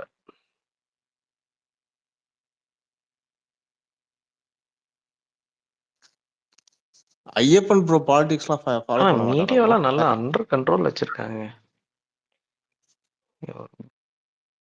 அவங்களுக்கு. அந்த மீடியாலாம் அப்படிதாங்க இருக்கும். எப்பயுமே எலெக்ஷனுக்கு ஒரு 6 மாசம் முன்னாடி வரைக்கும் அப்படிதான் இருப்பாங்க. திடீர்னு எலெக்ஷனுக்கு ஒரு 2 மாசம் 3 மாசம் முன்னாடி வந்து மாறிடுவாங்க. இந்த கோவப்படத்துல காட்டுவாங்கல்ல அந்த மாதிரி திடீர்னு மாறிடுவானுங்க. அது என்னன்னா நிறைய நியூஸ் சேனல் இருக்கு இல்லையா, நியூஸ் சேனலுக்குலாம் வந்து பெரிய இன்கம்லாம் இருக்காது. நியூஸ் சேனலு இந்த பத்திரிகை இவங்களுக்குலாம் பெரிய இன்கம் இருக்காது. ஆட்ஸும் யாரும் பெருசாக கொடுக்கறது இல்லை, ஆடெல்லாம் யாரும் பெருசாக கொடுக்கறது இல்லை. எல்லா அரசியல்வாதியும் கொடுக்குற காசு, அதுக்கப்புறம் கவர்மெண்ட்லேருந்து ஒரு ஆடு தான். அதை நம்பி தான் அவங்க கம்பெனி நடத்த முடியும், அவங்க சேனலே அதுதான் நடத்த முடியும். சும்மா கௌரவத்துக்கு வேணும் நடத்தினா ஒரு சிலர் வந்து நியூஸ் 18 நடத்துகிறாங்கன்னா ரிலையன்ஸ், ஸோ அவங்க இந்தியா ஃபுல்லாக நடத்துறதுனால அவங்க ஓகே. மற்ற சேனலில் இங்கே பார்த்தீங்கன்னா வந்து அவங்களோட எக்ஸ்பென்ஸு வந்து கவரே ஆகாது, கவர். அப்போ இங்கே இருக்க அரசியல்வாதிங்க இங்கே இருக்க கட்சியெல்லாம் கொஞ்சம் ஓரளவுக்கு அனுசரித்து தான் போய் ஆகணும். க்ளோஸ்டு எலெக்ஷன் வரும்போது எலெக்ஷனுக்கு வந்து க்ளோஸ்டு எலெக்ஷன் வரும்போது எதிர்கட்சிக்காரங்களும் காசு கொடுக்க ஆரம்பிச்சிடுவான் மீடியாவுக்கு. இப்போ எடப்பாடி இருக்காருன்னா எடப்பாடி கொடுக்க ஆரம்பிச்சிடுவாரு. அப்போ என்ன பண்ணுவோன்னா அப்போ தான் அவன் நியூட்ரலாக மாறிடுவான் திடீர்னு. அப்போ ரொம்ப க்ளோஸான எலெக்ஷன் கிட்ட வரும்போது இவர் ஆட்சி கட்சி மாறுன்ற மாதிரி அவனுக்கு தோணுச்சுன்னா அப்படியே ஒன் சைடாக மாறிடுவான் இந்த பக்கம். அதனால இவங்க என்னமோ சும்மா மீடியா நம்ம பக்கம் இருக்கு, மீடியா நம்ம பக்கம் இருக்குன்னா இது வரைக்கும் இவன் எதிர்கட்சிட்ட காசு வாங்கலாம், அதனால உங்க பக்கம் இருக்கு. எதிர்கட்சிக்காரன் எப்போ காசு கொடுப்பான்? எல்லாம் சேர்த்து வச்சு எலெக்ஷனுக்கு 3 மாசம் 4 மாசம் முன்னாடி கொடுக்க ஆரம்பிச்சாருன்னா அப்போ திடீர்னு மீடியா வந்து நியூட்ரலாக மாறிடும். அப்புறம் நீங்கள் தோக்கிற மாதிரி இருந்தால் அப்படியே இந்த பக்கம் அந்த பக்கம் மாறிடும்.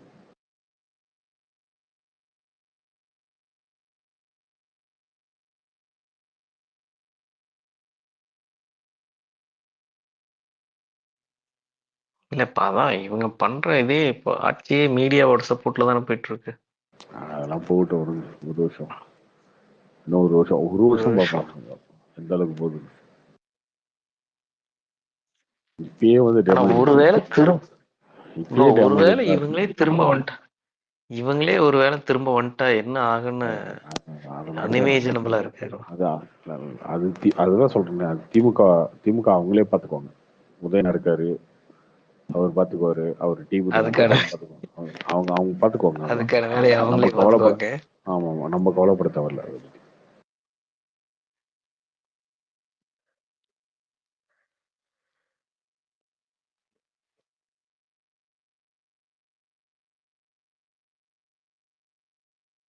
திமுக ஒருத்தன் ஏங்க திரும்ப போய் ஓட்டு போடணும்? ஒரு காரணம் சொல்லுங்க, ஒரே ஒரு காரணம் சொல்லுங்க. சும்மா 1000 கொடுத்துன்னு பேசிட்டு இருக்கீங்களா? இது எத்தனை நாளைக்கு பேசிட்டு இருக்கீங்க 1000 ரூபான்னு? என்ன 2021 1000 ரூபாய்க்கு அதே வேல்யூ, 2026 அதே வேல்யூவா?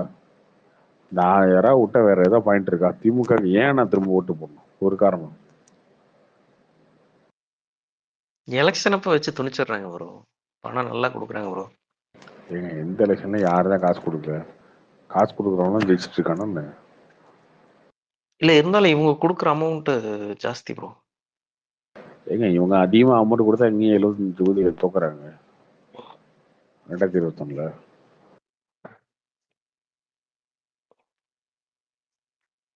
இவங்களோட ஓட்டு எங்க குறையுது? ஓட் பர்சன்டேஜ் எங்க குறையுது? 53ல இருந்து 47 ஆகி 45 ஆகி ஏன் நிக்குது? இந்த மாதிரி குறைஞ்சு வருது.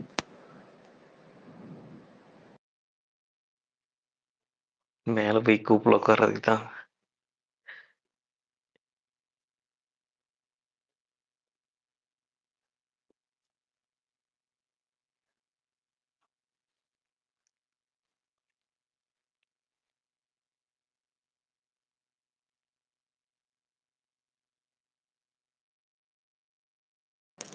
ஓகே, வேற ரிலீஸ் பண்ணல.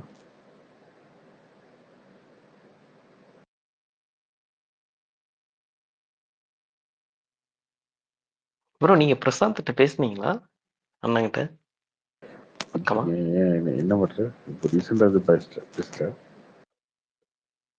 இல்ல அண்ணா அதான் ஆக்டிவா ஸ்பேஸ்லலாம் இருக்காரு. நீங்க பேசுனீங்களா? இந்த பக்கம் தலை காட்ட மாட்டேங்கிறாரு. தெரியலையே. இல்ல பழைய ஸ்பேஸ் ஒன்று கேட்டுட்டு இருந்தேன். இது நீங்க அவருக்கு லூஸ் மோஷன் போற மாதிரி சொல்லிட்டு 2 நாளா வரல. அத வந்து திரும்ப வந்து ஐயப்பன் எல்லாம் ரோஸ் பண்ணிட்டு இருந்தாரு. ஸோ அந்த மாதிரி ஒரு பழைய இது அவர் வந்தாருன்னா ஒரு பழைய இது இருக்கும்ல அப்படின்னு யோசிச்சேன். எலெக்ஷன் வரைக்கும் அந்த மாதிரி ரோஸ் பண்ண முடியாது. ஒரு ஃபுல் எலெக்ஷன் அடுத்த வருஷம் வருவது. அடுத்த வருஷம் எலெக்ஷன் வருவது. அடுத்த ஒரு வருஷத்துக்கு இதே மூட்ல இருப்பீங்களா? அடுத்து விடாமுயற்சி இருக்கு, அதுக்கப்புறம் ரெட்ரோ மூட் இருக்கு, அதுக்கப்புறம் இது ஜனநாயகன் மூட் இருக்கு. அங்கங்க மாறணும்ல. நம்ம நிறைய கூலி இருக்கு, குறுக்க கூலி இருக்கு, டக் லைஃப் இருக்கு, குட் பை டக்லி இருக்கு, ஜெயிலர் 2 அடுத்த வருஷம் தான். ஜெயிலர் 2 இருக்கு. நியாயமா இப்பயே வந்து விடாமுயற்சி மூடுக்கு மாறி இருக்கும். ஏகே ஃபேன்ஸே வந்து இந்த படத்தை ஸ்டாண்ட் பைல போட்டு அந்த படத்துல இறங்கிட்டதுனால, குட் பை டக்ல இறங்கிட்டதுனால இது பெரிய ஓப்பனிங்லாம் எப்படி ப்ரோ இருக்கும்? குட் பை விடாமுயற்சிக்கு விடாமுயற்சி மோடுக்கு போயிரும். ஆமா, விடாமுயற்சியை பொறுத்த வரைக்கும் எல்லாரும் எல்லாமும் உன்னை கைவிடும் போதும். அடுத்து என்ன? உன்னை நீ நம்பு. அவ்வளவுதான். நீங்க லிஸ்ட்லயே வச்சுக்க கூடாது இந்த படத்தை ஆக்சுவலா.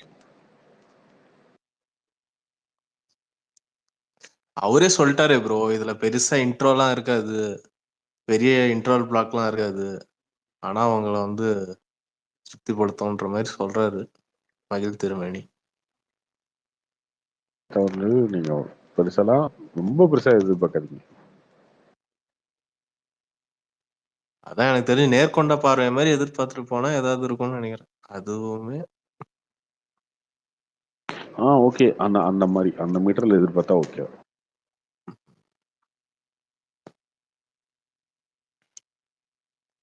அந்த மாதிரி தான் எக்ஸ்பெக்டேஷன் வச்சுக்கணும். சும்மா குட் பேட் அக்லி நினைச்சிட்டு இது போயிட்டா அவ்வளோதான்.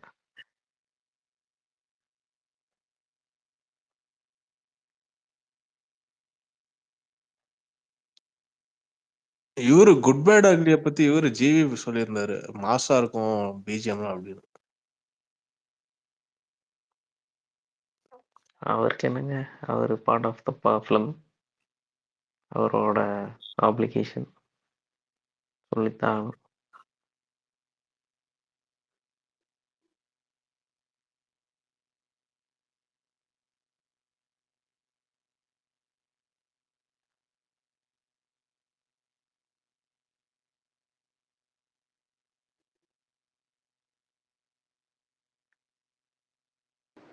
Okay, bye, முடிக்கலாமா?